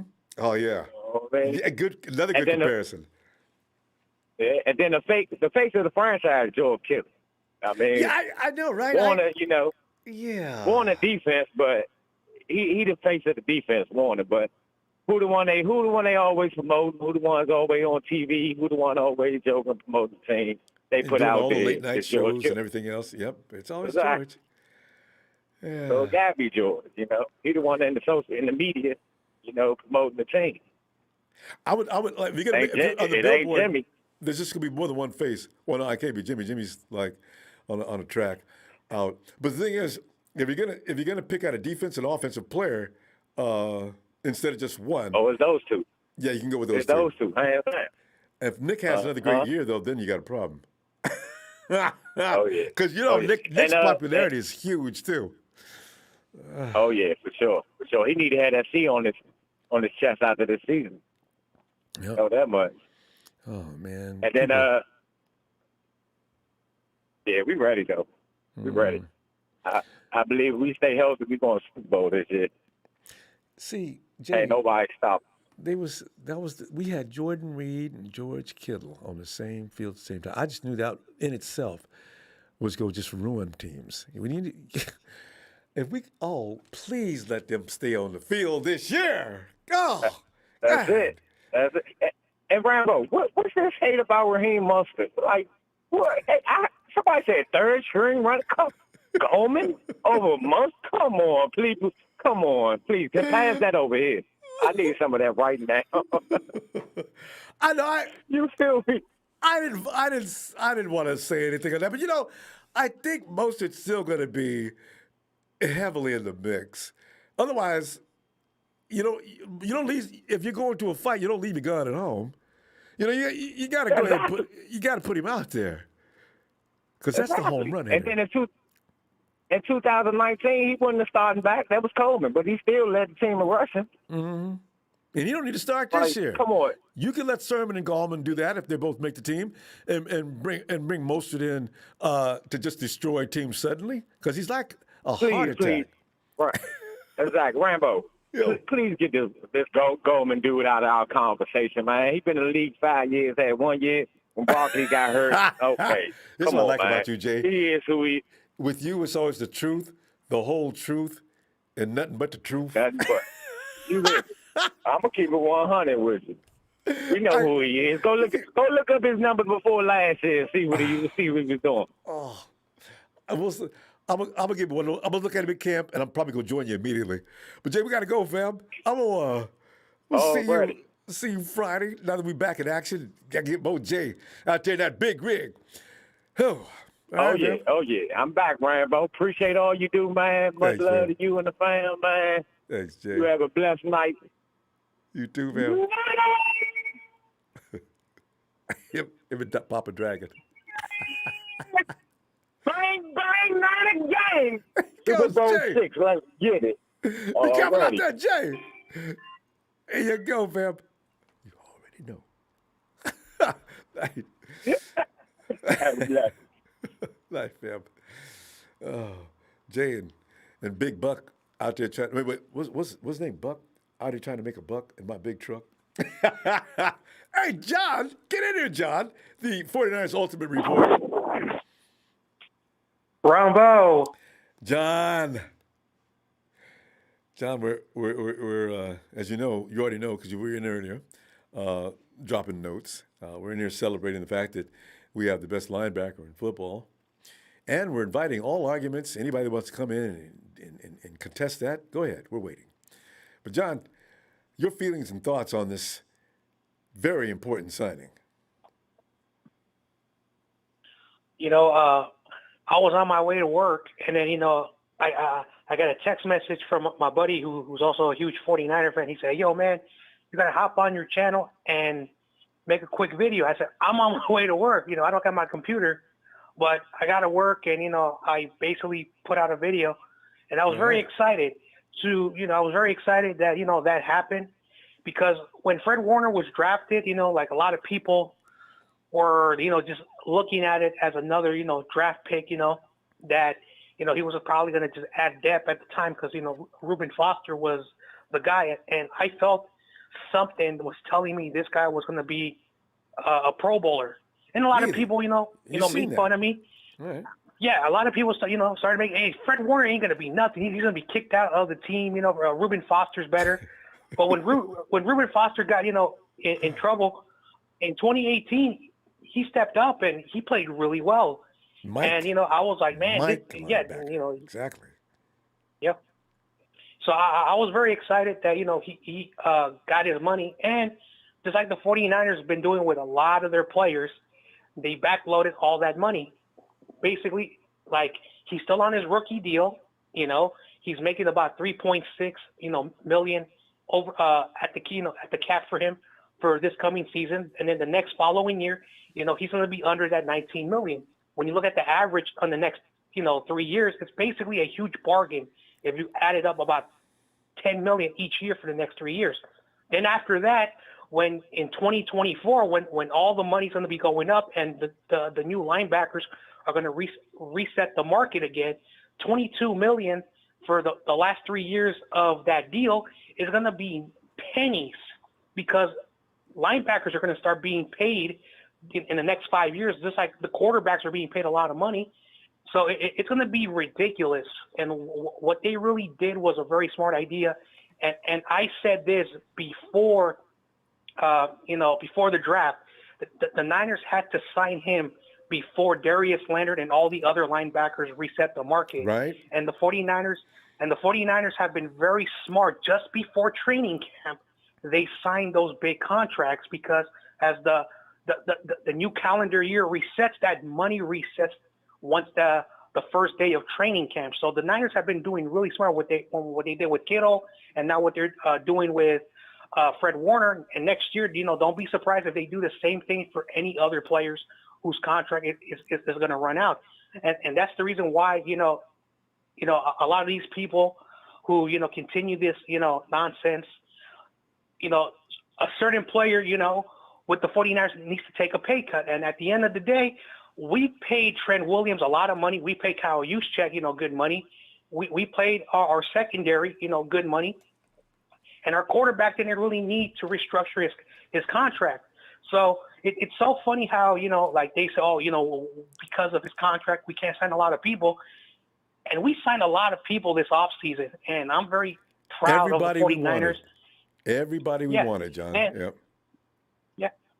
And then, just for a quick moment, I'm so happy that training camp is here so we can finally see, the quarterback situation. And then one thing, that I'm still shocked, and I don't know what's going on with Trey Lance's contract, because the Niners have offered him 4 years, $30-something million, and he has not signed it. So as training camp, remember, John, rolls up. that's his agent. So, and at the end of the day, like if he doesn't sign his contract, he won't be able to practice. And once the preseason, happens, if he's not under contract, you're basically, for those who don't like Jimmy Garoppolo, you're giving Jimmy Garoppolo the edge if Trey Lance is not signed and practicing. So that's another thing for those who want, Trey Lance. That kid better sign, and I also want him to be signed. But if the longer it takes, like they sign everybody, he's probably the only person like Aubrey Thomas is not gonna ask for a lot of money, because he was drafted in the 3rd round. So so we'll see how that. Those figures, though, they're usually a standard. Ambry, I don't know. I understand Trey because, as I said, they're looking at that contract going through a fine loop. They don't want this. They don't want this in it. They want something else put into it. That's usually what the going back and forth is about with rookie contracts because the NFL Players Union Association, has already got those figures set. Your first round pick, round one, number 1, 2, 3, or 4, it goes that way. A quarterback is going to get X amount. A linebacker, it's all set up. But there's little things and stipulations in the contract that are getting argued about. We just have to hope that Nick Bosa's agent, although Nick was not a problem, you remember Joey Bosa almost missed the season because he didn't want to sign his rookie contract. So what kind of, oh my God, what is with the agent? And then we got Nick. I says, man, I hope Nick has got the same agent as Joey. I hope he doesn't drag us through that same debacle. So maybe, I can't believe it. If Trey has an agent that's hassling to the point that even Parag can't deal with him, then we need to be scared. I'm just so excited. Next week all the teams show up this year. Every team's going to be showing up, except 3 teams this year. But every team on the 27th, they're going to be all showing up, and it's going to be really fun. Like right there at that date, there's no turning back. We'll see what happens, and as we get closer and closer to September, I'm excited. For some 49er football. Right. This long off season, of back and forth chatter. It's coming down to an end, and we're finally going to see who was right deal. and who was wrong. Yeah. That's going to be so fun. Hey, John, we got to stop, though. We'll see you Friday if you get some time, and we'll see what develops. And by then, Trey should be signed so we can start saying things. Okay, that's done. Everybody's in. We're getting ready to go to war. All right, fam. Hey, John. Hey, Ronbo, I'll actually see you Sunday because Friday, Saturday, I work extra shifts in my job, so I'll see you Sunday. All right, looking forward to it, John. All right, fam. Have a great night. He's 49ers Ultimate Report. He could drop something at any moment. All right, go ahead. I know you're going to say it. Go ahead. The best phrase ever, Niners all day. Night, John. Oh, and it's Monroe. What's going on, Ronbo? Monroe, man, we sit back here, man. We're checking out. Fred Warner's already a done deal. And most of us didn't have any idea as to when that was going to take place. We knew it had to take place soon. And I will be DAMN. The dude is signed. So, Man, Ronbo, Ronbo, I'm going to go off of the subject just a little quick second. Man, what you think about Giannis yesterday, man? That was amazing, was it? Yeah, that's just 50 points. That was like up there with some of the greatest of all time. We're going back to Wilt Chamberlain. 6 blocks, 13 rebounds, and he was 5 ribbies. 17 from the line. Huh? 14 ribbies. The dude was just, he came to play. Ooh. Yeah. Man. I quit watching NBA because the referees, players like that might bring me back. You know what I'm saying? Because man, I got tired of refs. Just taking games over, just taking them over. Determining wins and losses. 6 blocks, man. Ooh, well, 6 blocks, and he was 5. He really sucked at the free throw line, but in that game, he was 5 for 16, 5 for 17. He was knocking them down. And big men always have a problem at the free throw line. How many? I'm trying to think of the last. How many big? Abdul-Jabbar could shoot from the free throw line, not bad. Chamberlain was terrible. Shaq is legendary for how bad he could not shoot free throws. I'm trying to think of the last center that could actually shoot free throws. Well, I know big man Dirk was pretty good. Oh, San Antonio, Tim Duncan was pretty good. Dirk Nowitzki was good from Dallas. Yeah. Dirk. I was talking about Dirk too. Dirk was good too. But Dirk's a power forward though. Dirk's just a pure shooter too. But I'm talking about the big man underneath that just beats people up and it just dominates the center. You don't get that many centers like that. Elijah Wan was good from the line. Elijah Wan, he was good from the line. Elijah Wan was good from anywhere on the floor. God, that dude. But see, that's an age. So big centers that can't shoot are more more prevalent though than when. But yeah, back to the Niner stuff. Back to the Niner stuff. But that congratulations, Fred Warner. That was a good sign. We needed that. And got it. Yeah, that was good. We just got to lock down Bosa next. Well, Bosa's going into his third year, so you don't have to go broke trying to sign him right now. But you got to think about it starting next year, though. He's going into year 3. Yeah. Actually, next first round pick, he's got a 5-year. We picked the 5-year option. You're not going to pick up the 5-year option, but at the end of that 4th year, you say, Nick, let's do this. Yeah, man. And the cap will get big by then too. I've been hearing y'all talking about face of the franchise. I mean, we were talking about face of the franchise. Yeah, we're throwing it around. Yeah, I think, to be honest with you, the face of the franchise, and people don't really realize, is Mr. Shanahan. To me, it's the face of the franchise. I hadn't thought about that. And you know what? Usually, they don't use it. Actually, Bill Walsh was kind of. Yes, we did, because when we went to the Super Bowl with Kaepernick, everybody was talking about the face of the franchise was Jim Harbaugh. He was on the commercials and everything. You remember he was having all them commercials like I formation. You don't remember that? I do, and I just realized it's not always just the player. You're right. So yeah, maybe it is. Kyle's got to win the Super Bowl or get to the playoffs more than 1 year, though. So, and maybe besides that, it's the faithful. Besides that, it's the faithful too. I think we are the face of the franchise too. Yeah, but we're not beating the 12s over in Seattle. Nah. But it's the love and the support that we give our team, that makes them, No, that's true. I think we deserve a lot of praise. And also, when you keep in mind, though, you look at Belichick. Belichick's not the face. Brady was the face of the franchise when he was over there. It's a natural thing for certain positions on the field. Your quarterback normally inhabits that spot. We'll see what happens. But I like your in New England, though. the face of the franchise in New England is Belichick now, since Brady ain't there. That's interesting. So coaches get that face of the franchise recommendation too. Like, people just don't forget. When you got a great system and it works, and you plug people in, and it works, and you win it, and you famous for that system, because you got to think about. Yeah, Joe Montana was the face of that franchise, but you also got to think about that coach he had too. Legend, Walsh. Bill Walsh. Yeah, Walsh was the face of that franchise. You know. And Seifert and the rest of those guys, they never had the same impact on the NFL as Walsh. They were good, but they followed in the steps of. And even Parcells. Yeah, Walsh. The 49er killer. Always, never, he's still ranked below Big Bill. Because I think to me, Walsh and Jim Harbaugh and Cal Shanahan, kind of them coaches, the other coaches we had, you can't compare those three. Like, them three coaches we had, is like, they were the guys.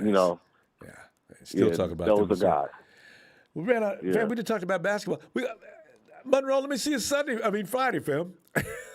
Oh, yeah, I'll see you Friday. Go Niners. I just had to talk about Giannis because that performance was great. I know you saw it, man. I saw bits. I've seen highlights. The boy is terrible. Just terribly terrible. Man. If I was coaching on the team against him, guys, just do the best you can with Giannis. We're going to work around him, but just don't let the rest of the guys beat us. Giannis is going to get his. We all know that. But don't let the rest of the guys beat us. And then don't forget about Middleton, too. Middleton, that guy can shoot, man. And Big Blake. My God, they came to play. All right, fam. Let me see. Yeah. See you Friday. See you Friday. All right. And, hey, Clarence. Ronbo, what's going on, brother? Clarence, I haven't talked to you in a long time. We're sitting here celebrating the fact that we got the best linebacker in the league, and he signed. We don't have to worry about him getting anywhere or other teams saying, hey, Fred, you want to play for us? We're not going to give you a hard time. We'll tell you right now, we're going to pay you $100 million. 49ers have to worry about that. They've already taken care of it. Yeah. What are your feelings? Feelings on that? Great signing. Good timing on that for sure. He wants to be the first one, because then the Niners don't necessarily have to pony up more dough if those other guys got signed first. Good move. In saying that, they, based on what you've seen through the entirety of the new regime, they're taking care of their own first. Number one, they're making sure that their guys are getting paid, getting signed. Shows players not only getting signed, but the ones that are not signed or pending to be signed or have contracts coming up that say, hey, if you do good and you not saying meet us halfway, but you give us some room here, we'll make sure you guys get paid. If you deserve it, you'll get paid. That's basically what they're saying there. And Parag, obviously the cap genius, so I've seen some numbers already for Fred's contract. He's getting paid. He's getting paid. You're like what? The cap's going to be $3 million this year only, and that cap hit doesn't kick in for us as far as getting making 18 million on the cap or whatever until the new TV deal is complete. Right. So when that kicks in, the Niners will already have that covered, and they'll have money to spare again because they've managed the cap. They've managed the cap in that respect. And so intelligently plan ahead, unlike some teams around NFL. Yes. We won't mention. Because you have both that you're going to have to sign eventually, and that's the next domino to fall. Granted, it doesn't have to fall. It's not falling this year or even next year. It could be falling the year before that, the year after that. And by that time, that a new TV deal will be in place, and we'll be able to afford both. Yeah, and the cap will have expanded as well. So to a normal. Exactly. 'Cause what's going on now is not normal. So right. No, not at all. And for the folks that are kind of are worried about Trey Lance getting signed, it'll happen. It's like I said, the first round picks normally take a little longer because there's more language, more detail that has to be in place. Even though the structure of the structure and the dollar amount per se of the contract is already set because of it's established. What they're trying to figure out now is, okay, how much bonus money am I getting now? How much upfront money am I getting now? Do they have their insurance clauses in place? Do they have the injury? Do I get paid? All that kind of stuff. If I get injured, there's all kind of things, and they'll hassle about that. They just want to make sure he's protected, and that's completely fine. It's just one of those things. It's like it'll get done before training camp starts this week, this coming week. Clarence, question though: do you wonder sometimes though, if I'm in Parag's seat, rather than go through that, I don't feel like going through that. I've seen what other players are going to ask me to do. We don't need to argue about this. I would just rewrite the contract so when you get here, we don't need to argue. You see it. I'm sensitive to that. I've put that wording into the contract and this, and this, and let's get done with this so I can go to lunch. Because I always wonder, why do you guys have these arguments? They're going to complain about that. Why go through that? Unless that's going to save the club money or something. I don't understand that. Yeah, like I said, it's, again, obviously the agent's looking out for the player, but obviously the agent is looking out for the agent as well. He wants to. There it is. The agent wants to get paid too, and I get that. And it's like, but like business. And with Trey, with Trey, with Fred, Ambry Thomas, Trent. And all the large signings that were done, Late. this year, like I said, the player wants to play. We already know that. Just like all the agent has to do is just hammer the rest of it out, and get everything Everything done. The player's ready to go. Player wants to play. That's all he really cares about. And at the end of the day, like I said, Williams obviously he deserves what he got because he took a year off and was more or less an all-pro on a team that was struggling. Didn't miss a beat. Yeah, so man, Didn't some guys miss a beat. He may still be underpaid. And Fred may be too. Oh, yeah. In a couple of years, he is going to be underpaid because he's going to see guys that aren't as good as he is getting paid more. That's what sucks about the way the structure is set up. You know? Yeah, it is. And then it's like, I have one more. Yeah, nothing but, so it's like, don't worry about Trey. Don't worry about Trey. They'll take care of him. Like I said, he's the future, one of the futures of the franchise. And what I've seen so far is that the Niners are not only, spending for the present, but saving and spending for the future, because they know that John, Parag, Jed, Kyle, they know they have this is the difference between other franchises and us and the top end franchises. And when you look at those folks, I'm sorry, I'm done. The last one. Yeah, because we're run. Because I know I got.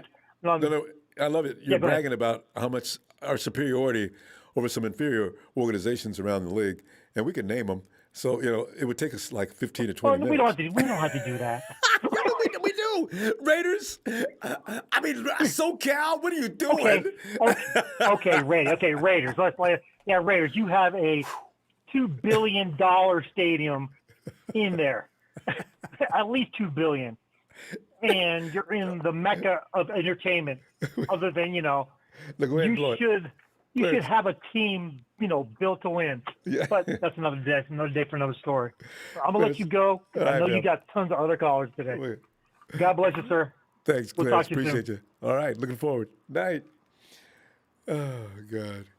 I already said we're going to have a day we just take out a whole evening, just trash talk teams around the league that we don't appreciate. Not because we don't have any class, but the fact of the matter is we like to drop to the level of the lower class people every now and then and converse on their level. It's not about anything more than that. Hey, Chip. My brother from another mother. Chip, I haven't talked to you in a long time. How you doing? Dude, I've been busy, yo. Working 2 jobs still, man. Ooh, go Chip. All right. Yeah, man. I'm trying to get me a house, dude. All right. You'll get it. You sound determined. I don't see how you can fail, Yeah, no, I've been just killing it, dude. All right. Well, Chip, now you know that we don't have any linebacker issues. We sign people. Well, and you know what we learned from this, Chip? Today we learned that if a player is that good, the 49ers ain't going to let him go. We don't need to start screaming and yelling at each other about what they can't do. If the 49ers don't look worried, we don't need to look worried, And they didn't. I said this a month or two ago. The 49ers will look concerned about this matter to me. When they start looking worried or saying things, then I'm going to get worried. Sure enough, 49ers had this situation under control the whole time. What are you feeling on Fred Warner getting 5 years, 95? Bro, I'm stoked. There was a reason that goes before this all happened. That's my next jersey I'm gonna buy. All right. Fred Warner. Yeah, man. I've been following him since he played in BYU, man. Have you really? Okay, so you know the same thing as Big Show. Big Show watches college ball a lot, and he said Fred Warner was good. I watch college ball, yeah. I didn't know nothing about Fred. I called it out too. I was like, that guy's gonna be great right there. Yeah, because that dude he can go back in coverage too. If you notice, I mean, the dude is ranked. How many linebackers are ranked for the coverage skills with the cornerbacks? Yeah. Oh, yeah, yeah. Oh, and we're gonna be so nasty, dude, with the edge rushers too, and him in the middle. And then I think the only problem I see is maybe at corner. But I got to tell you, Chip, I think we could not. Emmanuel Mosley's, for some reason, he's still a question mark to a lot of people. I trust him, actually. And, of course, Jason Verrett will be absolutely fine. No need to be concerned with him at least a bit. So it's Ambry Thomas, is he going to be okay? That's the question. And Dante Johnson, I really don't. Can we do without him getting into the game? You know, those are the only. Well, We'll see. If they could stay healthy, man, that's the big question. I know. That's the big question. If everybody could stay healthy and stay to their assignments, bro, we'll be cherry, dude. Yeah. And I think the face of the franchise, like everybody's been saying, I'd have to say Mr. George Kittle on offense. I think his name comes up first in most people's survey. Fred is definitely the defensive guy. Of course. Yeah. But usually that goes through the offensive player. Usually, unless it's J.J. Watt or who else is like such a imposing. Anymore. Sherm, you know, you got to feel bad for Sherm. Even when he was in Seattle, he wasn't the face of the franchise. It was Wilson. Poor Sherm. Hey, how long is Jeffrey Wilson going to be out for? I know he got hurt. He's not going to be. We're not even going to talk about him until about week 8. Oh, what? Yeah. That's good. That's good. Hey, that's good, man. Let him rest up, and then we'll use him as a bell cow at the end of the season. Well, you know what, Chip? You got to check out Trey Sermon.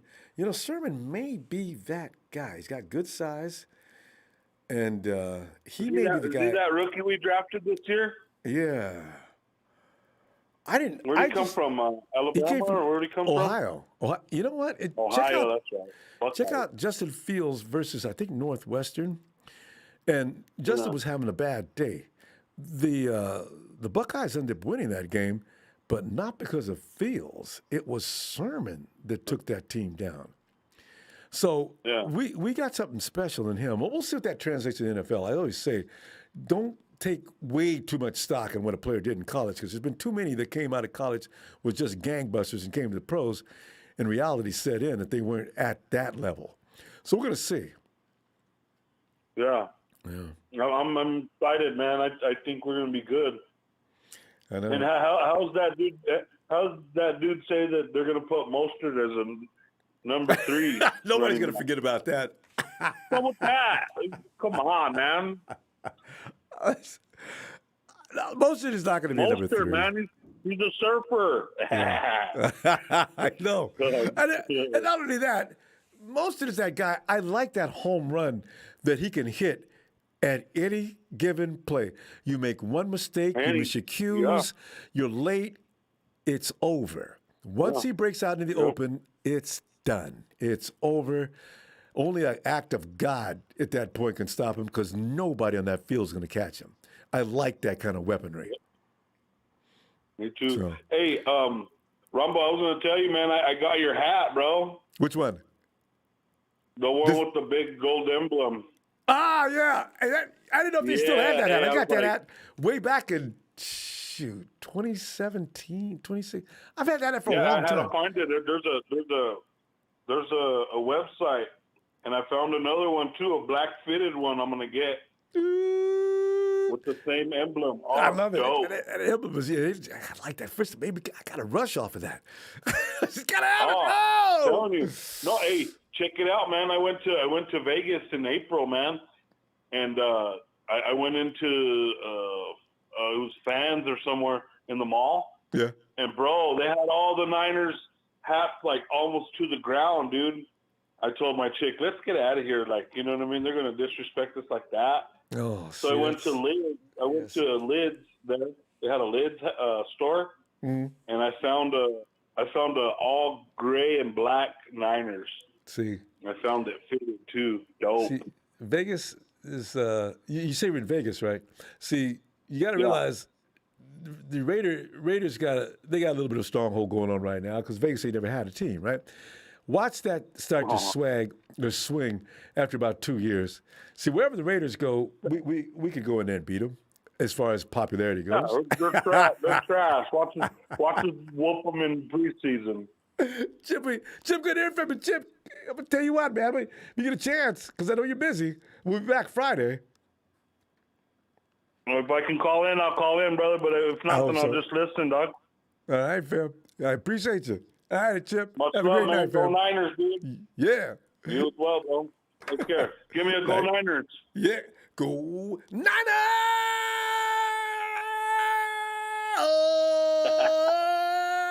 Big Chip. Thanks, Chip. All right, brother. Later. All right. Later. Anyway, let me check out. It's Ellis time.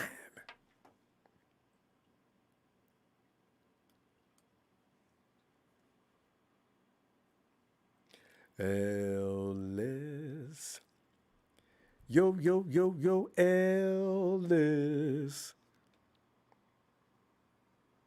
I was about to say, I thought I saw that mug a little while ago. Hayden.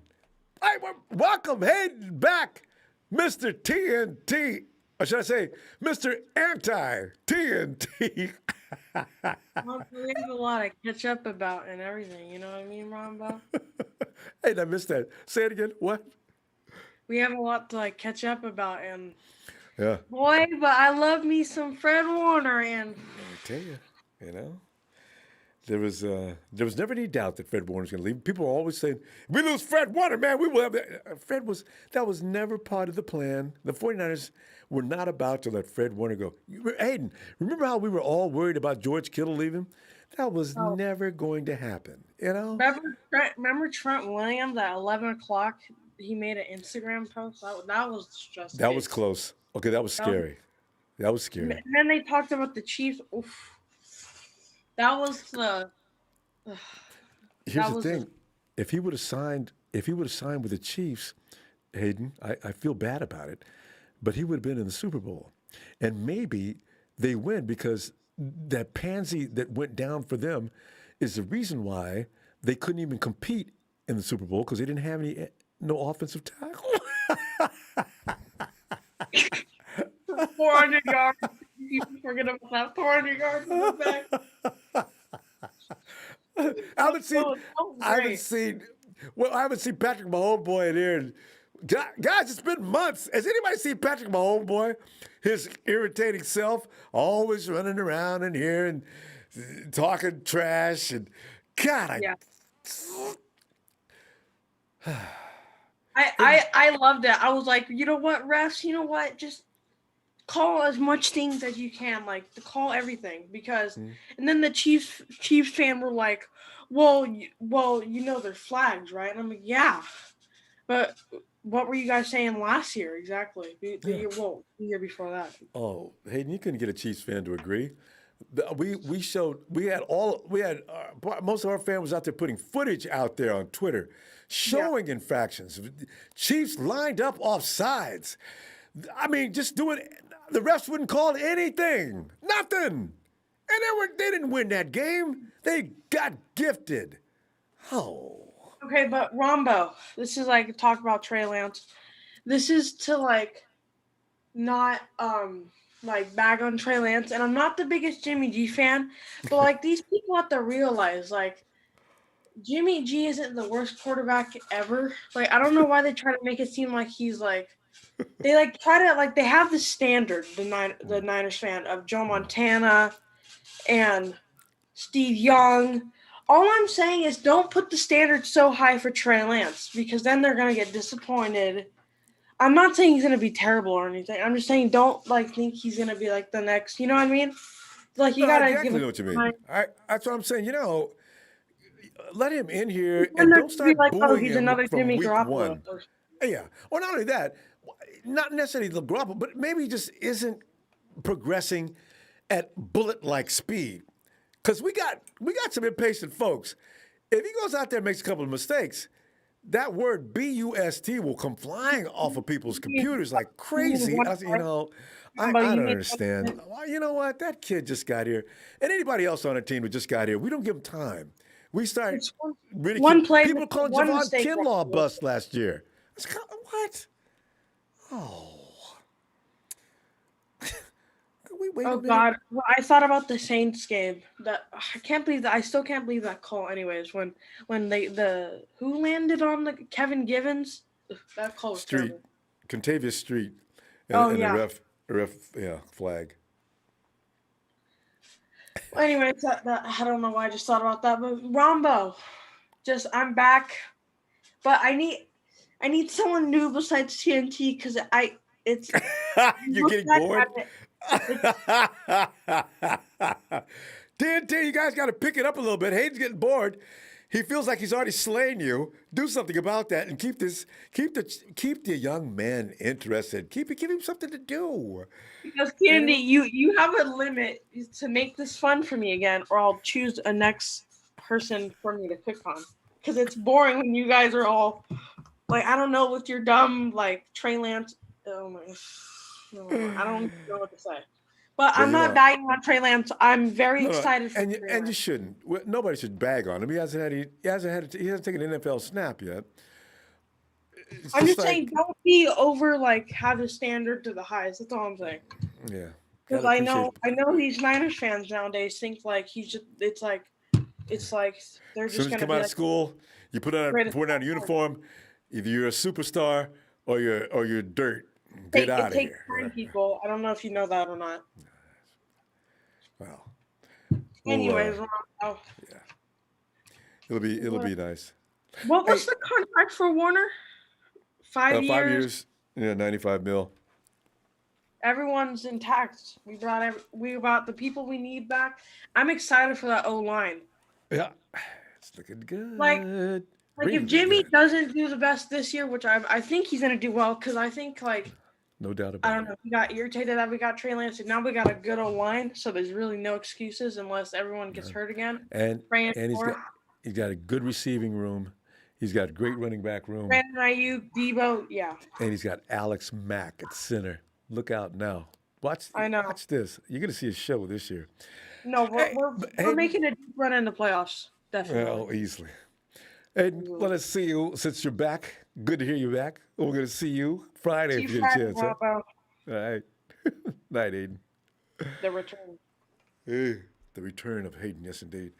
Well, Fab, there's one thing that always bothers me. Hayden brought it up. It always brings up opens up that same sore and wound.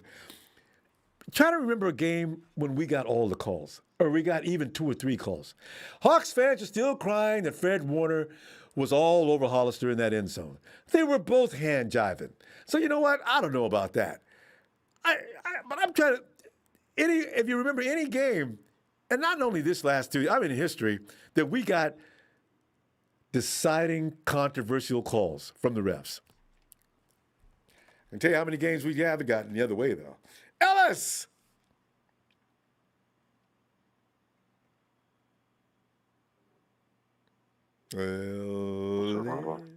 Ellis, come on in, man. We're in here enjoying that there's no longer any threat of Fred Warner playing for any other team besides ours. How are you feeling about that?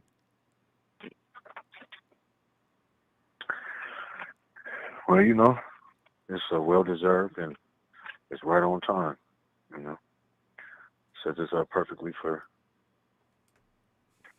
as far as future signings and things like that. Mm-hmm. And,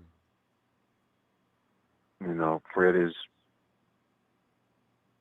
has been the most healthy and consistent player we've had in a very long time. And I mean really long time. I can't remember how long. Somebody's went 3 years. Fred hasn't missed a game yet, has he? Do you realize that's even better than DeForest Buckner? And Buckner missed 1 game. And I thought that was crazy. Right. And so, I'm just glad that we were, the team that he's been on these years, having all these healthy, strong years, and he's, that he's a Niner, man, because, these injury-prone guys or guys that just get injured a little more than others, sometimes, preventable, unpreventable. The fact that Fred Warner has played, practically or probably every snap since he's been a 49er is every snap is just remarkable and nothing short of remarkable. And I'm just thankful that he's with us, man. And we got him signed and took care of that today. That was a job well done. Yeah, that was a job well done. It was always part of the master plan. There was never no doubt about it. Fred, there's players the 49ers are never going to let it get away. I knew GK was not going anywhere, and I knew damn well Fred Warner. And I can tell you right now, I can promise you Nick Bosa's not going anywhere either. You know, so when people start hollering and screaming about this person, that person, this person, everybody got to take a contract cut. 49ers got this. Calm it down. Yeah, it's crazy, because there was even some talks of where there was a guy a while back that was saying they were talking to Fred Warner or heard something about Fred Warner's dad or seen something that was about, I guess his dad was saying, when are they going to sign my son, or when is my son going to get his contract or something like that. Now, that could have just been hogwash, but I mean, if it was, then, the man needed to get paid, he needed to get paid, and he needed to get paid now, than later. So we took care of that, that was strategic, and that was, something, because the cap's going to go up the next few years with all the TV deals and all that stuff that's going on. It works out for us, and it sets us up to be able to, have things set up for Nick and, Debo, and then, we got Brandon coming, and, just these different guys, other guys as well. Dre Greenlaw, we can't forget about Dre. Dre's, Dre Greenlaw is gonna need to get something, pretty soon. He's still got another season, but after this year, it's gonna be Dre Greenlaw's probably turn to, and if he plays a whole solid straight year with us, then he deserves a contract as well. So, it's lining things up perfectly. So, great job. They're organized about this type of thing. Dre ain't going nowhere. They'll have it. And people like playing for the 49ers. You remember when Ward went running around and turned down more money from the Raiders? No, thanks, y'all. I'm gonna go back to San Francisco, but thank you. And came back for less money. Can you believe that? See, that's the 49ers. We just have that kind of environment. Yeah. Well, and Jimmy's that kind of guy. Who? Is that who are you talking about? My bad. The phone got muted and I heard you talking. No, you're right. Yeah, Jimmy Ward, Jimmy. I'm sorry. I Okay. got the name. Okay. I always call him J-Dub. I forget his name is Jimmy. Yeah. No, it's all good.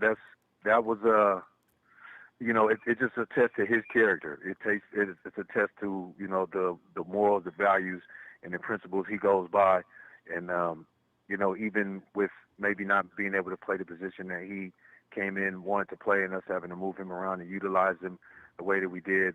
I think, by us staying with Jimmy and keeping him and, just, giving him that shot, and he was coming in and he was showing improving. So we were like, okay, you playing? Okay, boom. We're going to keep our faith in you. I think that's, it's good relationships that we do have with some of these players that, not only shows our character, but shows the character of our players. So it's, it works out both ways, and man. faith put in them, exactly. Yeah. And something else about Jimmy, though? They've always said, if you're going to put your best 11 defensive players on the field, they've been saying this for years, Jimmy Ward's going to be one of them. This is why when people are all over him talking like he couldn't play, I says, a lot of people don't know how to distinguish between injury and ability to play. And then they start yelling and screaming the stupidest things I've ever heard in my life. So, now it comes into fruition. I says he can play. He gets injured, okay. Broken arm, hamstrings. But now look at him. He's one of the league's best. So, I look for him to he needs more pickoffs, though. More turnovers. Yeah, some more more INTs. I think he only has 4, right? Yeah, actually. Yeah. No, that's not enough. NFL, that's not good. Enough. But that's but he's I feel like with what Coach Ryan is going to do this year, he's going to allow Jimmy to be hopefully maybe a little bit more in the action of trying to do some different things that could increase put him in position. His turnover ratio. Yeah, because so he can make those plays. He's a hell of a player, man. I mean, if he ain't got all the INTs, he's still the eraser, one of the best damn erasers in the NFL. So Jimmy, we can't wait to see you turn up, boy. You can yes, sir. All right, Ellis. Always appreciate you getting in here, fam. I'm gonna tell you what, I'm gonna be back Wednesday looking for you. I'm so confused. I want Monday to get here, so I'll be back here Friday. We're already into Wednesday. Yes, sir. I can't get this week out of here. Right. Hey, don't worry nothing about it. Hey, I know what you mean. We know what you mean, my brother. It's all love. Big week Monday. Peace. All right, Hey, fam. thank you, Brother Ronbo, for the platform. Shout out to production. Shout out to all the Niner faithful, man. Y'all hit that like and subscribe. And, man, peace and love, man. Everybody stay safe and stay healthy. You too, Alice. All right, fam. Night. There he goes. And, you know, there's a Green Bay Packer fan in here saying we overpaid for the linebacker. You know, if I'm a Green Bay Packer fan, the last thing I would do was say anything about anything when I got Aaron Rodgers running around clowning the entire city of Green Bay. Tony, yeah, you're doing perfect timing. Tony! Mr. Ronbo, how are you this evening? Oh, I'm doing fantastic. We got our linebacker signed. Wait. Let me. Chad Garrison, Rodgers hates the Packers. He's tired of always losing with that crap team. Tony, you know, I am said one night, and I'll make sure I'm going to do it. I hope you're on hand for it. We're going to just take a night out and just trash teams that sent representatives over into this chat. Did Tony have the gall, the unmitigated audacity? If you're from Texas or Green Bay, L.A., you have no business in this chat talking trash. I just can't believe it. I can't believe it. Dang. Yeah. It's just, what? Las Vegas or slash Oakland. Oh, I forgot about Vegas and Yeah. Oakland. Yeah. Yeah. Oh, how could I forget? They're one of the main reasons why Tommy Huxley and his crew are in there busy from the beginning of this to the end. My God. I was never like that. You know what I mean, Tony? Have you? Well, I know you go around, but you're talking football. Even when you go to Dallas, you're still talking football, but you just can't handle it. You know? It's like you're Jack Nicholson when you walk in there. They can't handle the truth. No, they're dumb as a box of rocks. They start name calling me and all this old stuff. You know, I said, well, I'm talking about your defense here, not calling you names. You know, they get all mad and spaz out, and they block me again this evening. So I'm done. But they did unblock you, though, huh? How many times you get? Oh, you mean temporary block and come back later? Yeah, but I didn't go back. I just didn't go back. Cowboy fans are so stupid. Really unbelievable. But congratulations on signing Fred Warner. Yeah. He's getting a nice piece of change there. Thanks. And don't you love that move? Get it done before Indianapolis and the Jets, mostly. And I forget what's the Indianapolis Colts guy that says he's better than Fred Warner and got mad at Aaron Rodgers for saying that Fred Warner was the best linebacker in the NFL. The guy from South Carolina State, I forgot his name. Yeah, he's good, though. He is good. He's good, though. But I would not embarrass myself, Tony. If I see Aaron, deal now. Yeah, I just, I don't go up to Rodgers and say what? You say what? What are you talking about? Yeah, did you tell Fred Warner he was the best linebacker in football? Well, yeah. What about it? Man, I'm the best linebacker. I can't even bring myself to talk like that. Wow. That's Ronbo, and what you were saying about Aaron Rodgers, yeah. the Packer fan base is already mad at him and all that.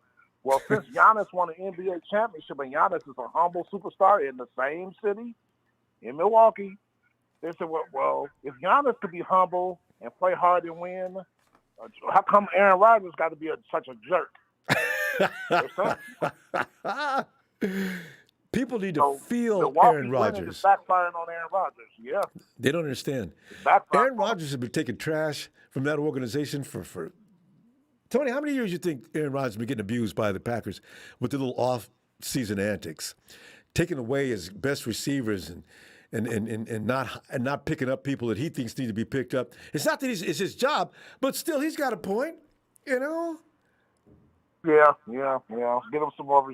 They did draft him another receiver, but he wants the big time receivers. You know, I don't know, but the Packers' defense is going to be pretty decent. Well, they were pretty good last year. Players, on that side of the ball, but look at this too, Ronbo. Since he won Super Bowl 45, I believe. Was that what it was? Aaron Rodgers has lost 4 straight NFC Championship games. 4 straight. I hate to laugh, but you Seattle, know. Yep.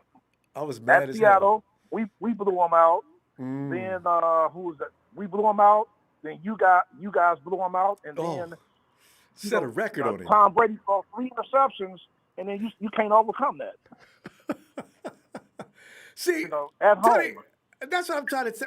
That's why when people start acting like your quarterback is the only one in the NFL that makes a mistake, I say, some of the best quarterbacks in NFL throw INTs. They get sacked.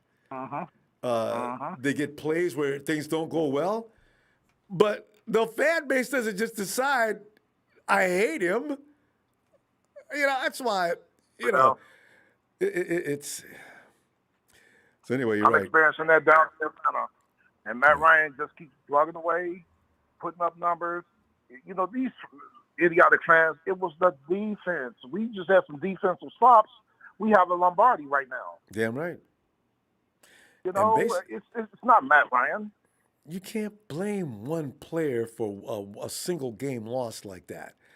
Unless you just pick a player that you don't like. But if you go from first quarter to fourth quarter, you can see where that game was potentially lost one play after another. It isn't just about one play. Well, you learn that from elementary school when you're playing football. And now I'm looking at grown-ups saying, we lost the game because of that one play. Good, We dude. didn't run the football, and that's why we lost the game. So we ran the football, kicked the field goal, we win the game. So, but yeah, man, they just won't get over Michael Vick. And Michael Vick went to one NFC championship game and got blew out by Philly and Donovan McNabb. That's all he's done. Matt Ryan's been to 2 NFC championship games. 1-1 we lost to you guys, and then we won the other one. So it's going to be what it's going to be. It's just like, you remember Steve Young when Joe Montana went to Kansas City. People didn't love Steve Young right off the bat. Yeah. No, they did not. No, they didn't until they beat the Cowboys in '94. And then you see how he ran around the field right after that victory in the NFC Championship. It's like he was exercising his demons, and the fans would say, "Okay, yeah, it's okay. Joe did it. Now you can do it. We behind you." Which is interesting because the fact of the matter is, if Jimmy Garoppolo comes out this year, and he's mad as hell right now, I guarantee you can see something special from him this year. If Jimmy Garoppolo wins the next Super Bowl next year, it's going to be funny. One, he doesn't talk much, but I know he's got a problem with some of the ridicule that he gets, right? The 49ers will not be able to afford Jimmy Garoppolo next year if he wins the Super Bowl. And that's what's really sad. He's got another year on his contract, so he'd have to stay if we insisted on it. But that would be good. Just because, all right, see, you wouldn't give him a chance. When he was crippled, it was all about he's injured. That's who he is. That's not who he is. Now he's got an offensive line to give him a chance to play. No, that's about the offensive line. So, okay, so now here we are. I'm pulling for this with all I got. But we'll see what happens. Tony. Yep. Having too much I'm fun pulling for again. the Cowboys to have one win with all I got. 'Cause I can't stand them playing now. It was all fun and games, but now they've just struck a nerve now. Their defense is trash, man. And Tony, really don't give him a break. Go back in there and get him. Don't let him kick you out. Get back in there. We got to go now, though. I'm going to get them. I'm going to wait a couple days, though. And they just wait till after every loss. I'm like, see, I told you so. There you go. Tony, I'll see you Friday. All right? Yes, sir. I'll talk to you Friday, sir. Looking forward. You're always welcome in here. You know this. Night, Tony. You guys are class act. Thank you. All right. Thanks, Tony. There he goes. And who's that? In fact, I'm glad he showed up because the person that came in and took a shot wanted him to show up just so we could do this. Well, it's a big show. It's a big show on tonight. So, I love it when you show up on cue.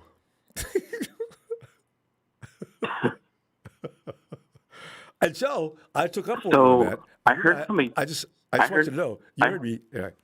All right, go ahead. I heard somebody took a shot at me. I didn't actually hear it. So can you relay that back to me? Okay. Wait a minute. Relay that back to me. I was so busy laughing at what he said about, I just want to take this which is the show because I enjoy when you bring him in, but he was wrong about what? Oh, Jesus! Hey, chat, what was that? I think it was it Monroe? God, was that Charles? Somebody. Show. I'm sorry, I forgot exactly what he said because I was too busy. No, it's all right. Don't worry about it. Wait. You got to show credit though. He did say Fred Warner was going to be the right guy. So But anyway, damn. Hang on one sec. Show playing show's got a playback going. Sorry about that, Ronbo. That's okay. So yeah, show.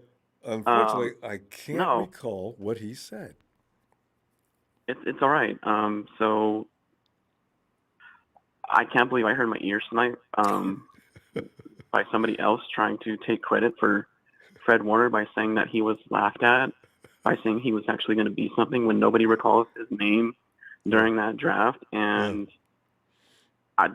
you said it earlier, right? The audacity, the goal that some people have to try and take credit for something that they don't deserve credit for. And I was the only one on here. I was the only one on here on the show during that draft year that mentioned Fred Warner's name, and he said that he was going to be the right guy, and that was laughed at by everybody else on here.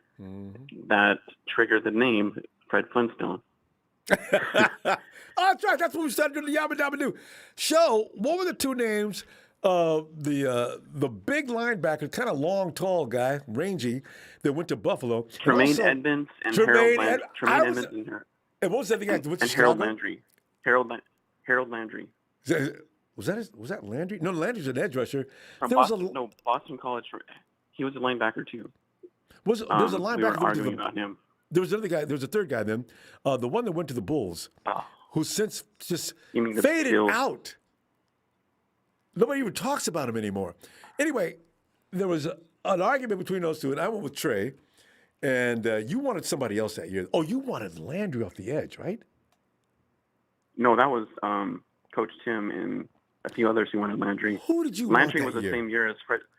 I wanted an offensive lineman that year. I wanted Colton Miller. And I was the one who brought up Fred Warner's. I was the one who brought up Fred Warner's name, and was laughed at, and that's what triggered the Fred Flintstone reference and the Fred Flintstone nickname. And I was ridiculed and hung at the show kept receipts.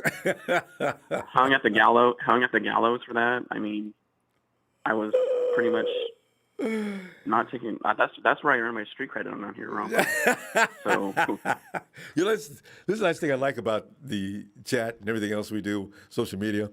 And see, later on, you can go back and get your props. And normally, a lot of people won't fess up to it and say you're right, but I had no problem with that because Show was getting beat up, kicked, slapped, spit on. And even I said, Show, who is Fred Warner?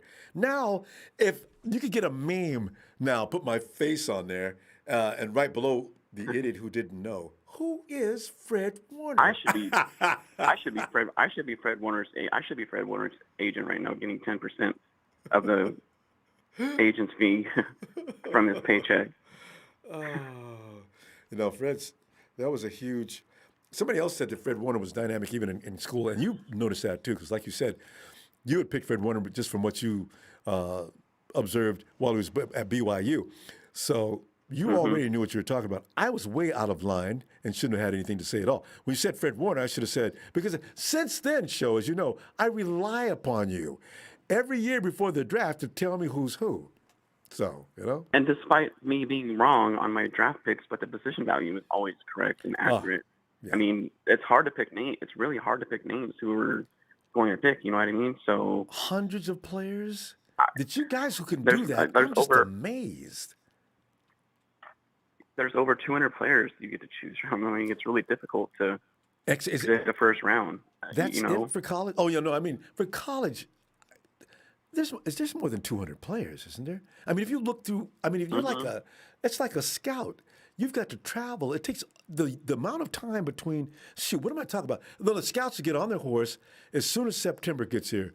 They're on their horse riding around from one place to another from September all the way till, when do they come back and start putting things together? Maybe March? No, what am I saying? Yeah. Shoot, they're back in No, January. they do at the beginning of the year. As soon as Are the you kidding schedule's me? over. January. Yeah. Yeah. It's a rough job. So yeah, congratulations to Fred Warner, man. It's well deserved, and I can't wait to. I made the mistake of buying players' jerseys because we don't know if they're current players' jerseys. Actually, we don't know if they're going to be with us for a while. But now I'm gonna start ordering my Fred Warner jersey here pretty soon. And I'm not a defensive person, Ronbo. You know that. I'm an offensive I know, guy. right? That's true. Show's always wanted offense. Even though I'm saying show defense wins championship, show. That's why we're getting it. Yeah. And show would say, Ronbo, you guys have all seen a championship. Last time you had a great offensive player in Steve Young. I've never had that opportunity. I felt bad. Ronbo, if we didn't after show start talking like that, I said, okay. If we didn't have Steve Young and Jerry Rice, we would not have won those Super Bowls. Let's be real. So obviously, and that said, I am out of here. Shout out to the TNT family. Congratulations, Fred Warner. On that note, y'all take care and have a great night. You do, show. Offense wins Joe dropped championships. the mic. All right. He's dropped the mic on us as he leaves tonight. Night, Joe. The other thing I loved about since I've been doing this, fam, I got to tell you, we have a lot of disagreements and we enjoy it and have fun. But I tell you, I've loved the acquaintances I've made down through the years with you doing this. This has been absolutely nothing but a party. Even on our bad days, even on Red and Gold Radio, we bust out fighting. There's something about a bond that's built if you could look beyond the rage and enjoy the happy days as well. It's amazing. Here we go into 2021 with nothing but good things ahead, most likely, right? So, welcome to 2021, fam. Just a few more days to go. Stock up the pantry or wherever you store your brew, and I'll get that card. So all you got to do is call the pizza house and give them your name. They know what your order is. Bring it right over. Man. Hey, Mr. Black Eyes 22 says, so we got Mr. Warner locked in. That's great. That TV deal gave us that money to get him paid. I'm excited about training camp now to set up our depth chart. I know, right? More fun. Hey, Tommy Oxley. Thank you, little show. Thank you, Tommy. Give it everybody's best to everybody's favorite lady, Anna Marie. Hey, fam, I'm going to go, and I can't wait to see you Friday. I would predict Friday, Trey Sermon will have signed. They're not going to fool around on that a lot. Ambry Thomas probably as early as tomorrow. So, fam, until we meet again, thanks for the contributions. I'll see you Friday. I was trying to make it Monday. I said I was trying to make it Sunday, but we got to go through Friday first. I'm in such a hurry. Ta-da!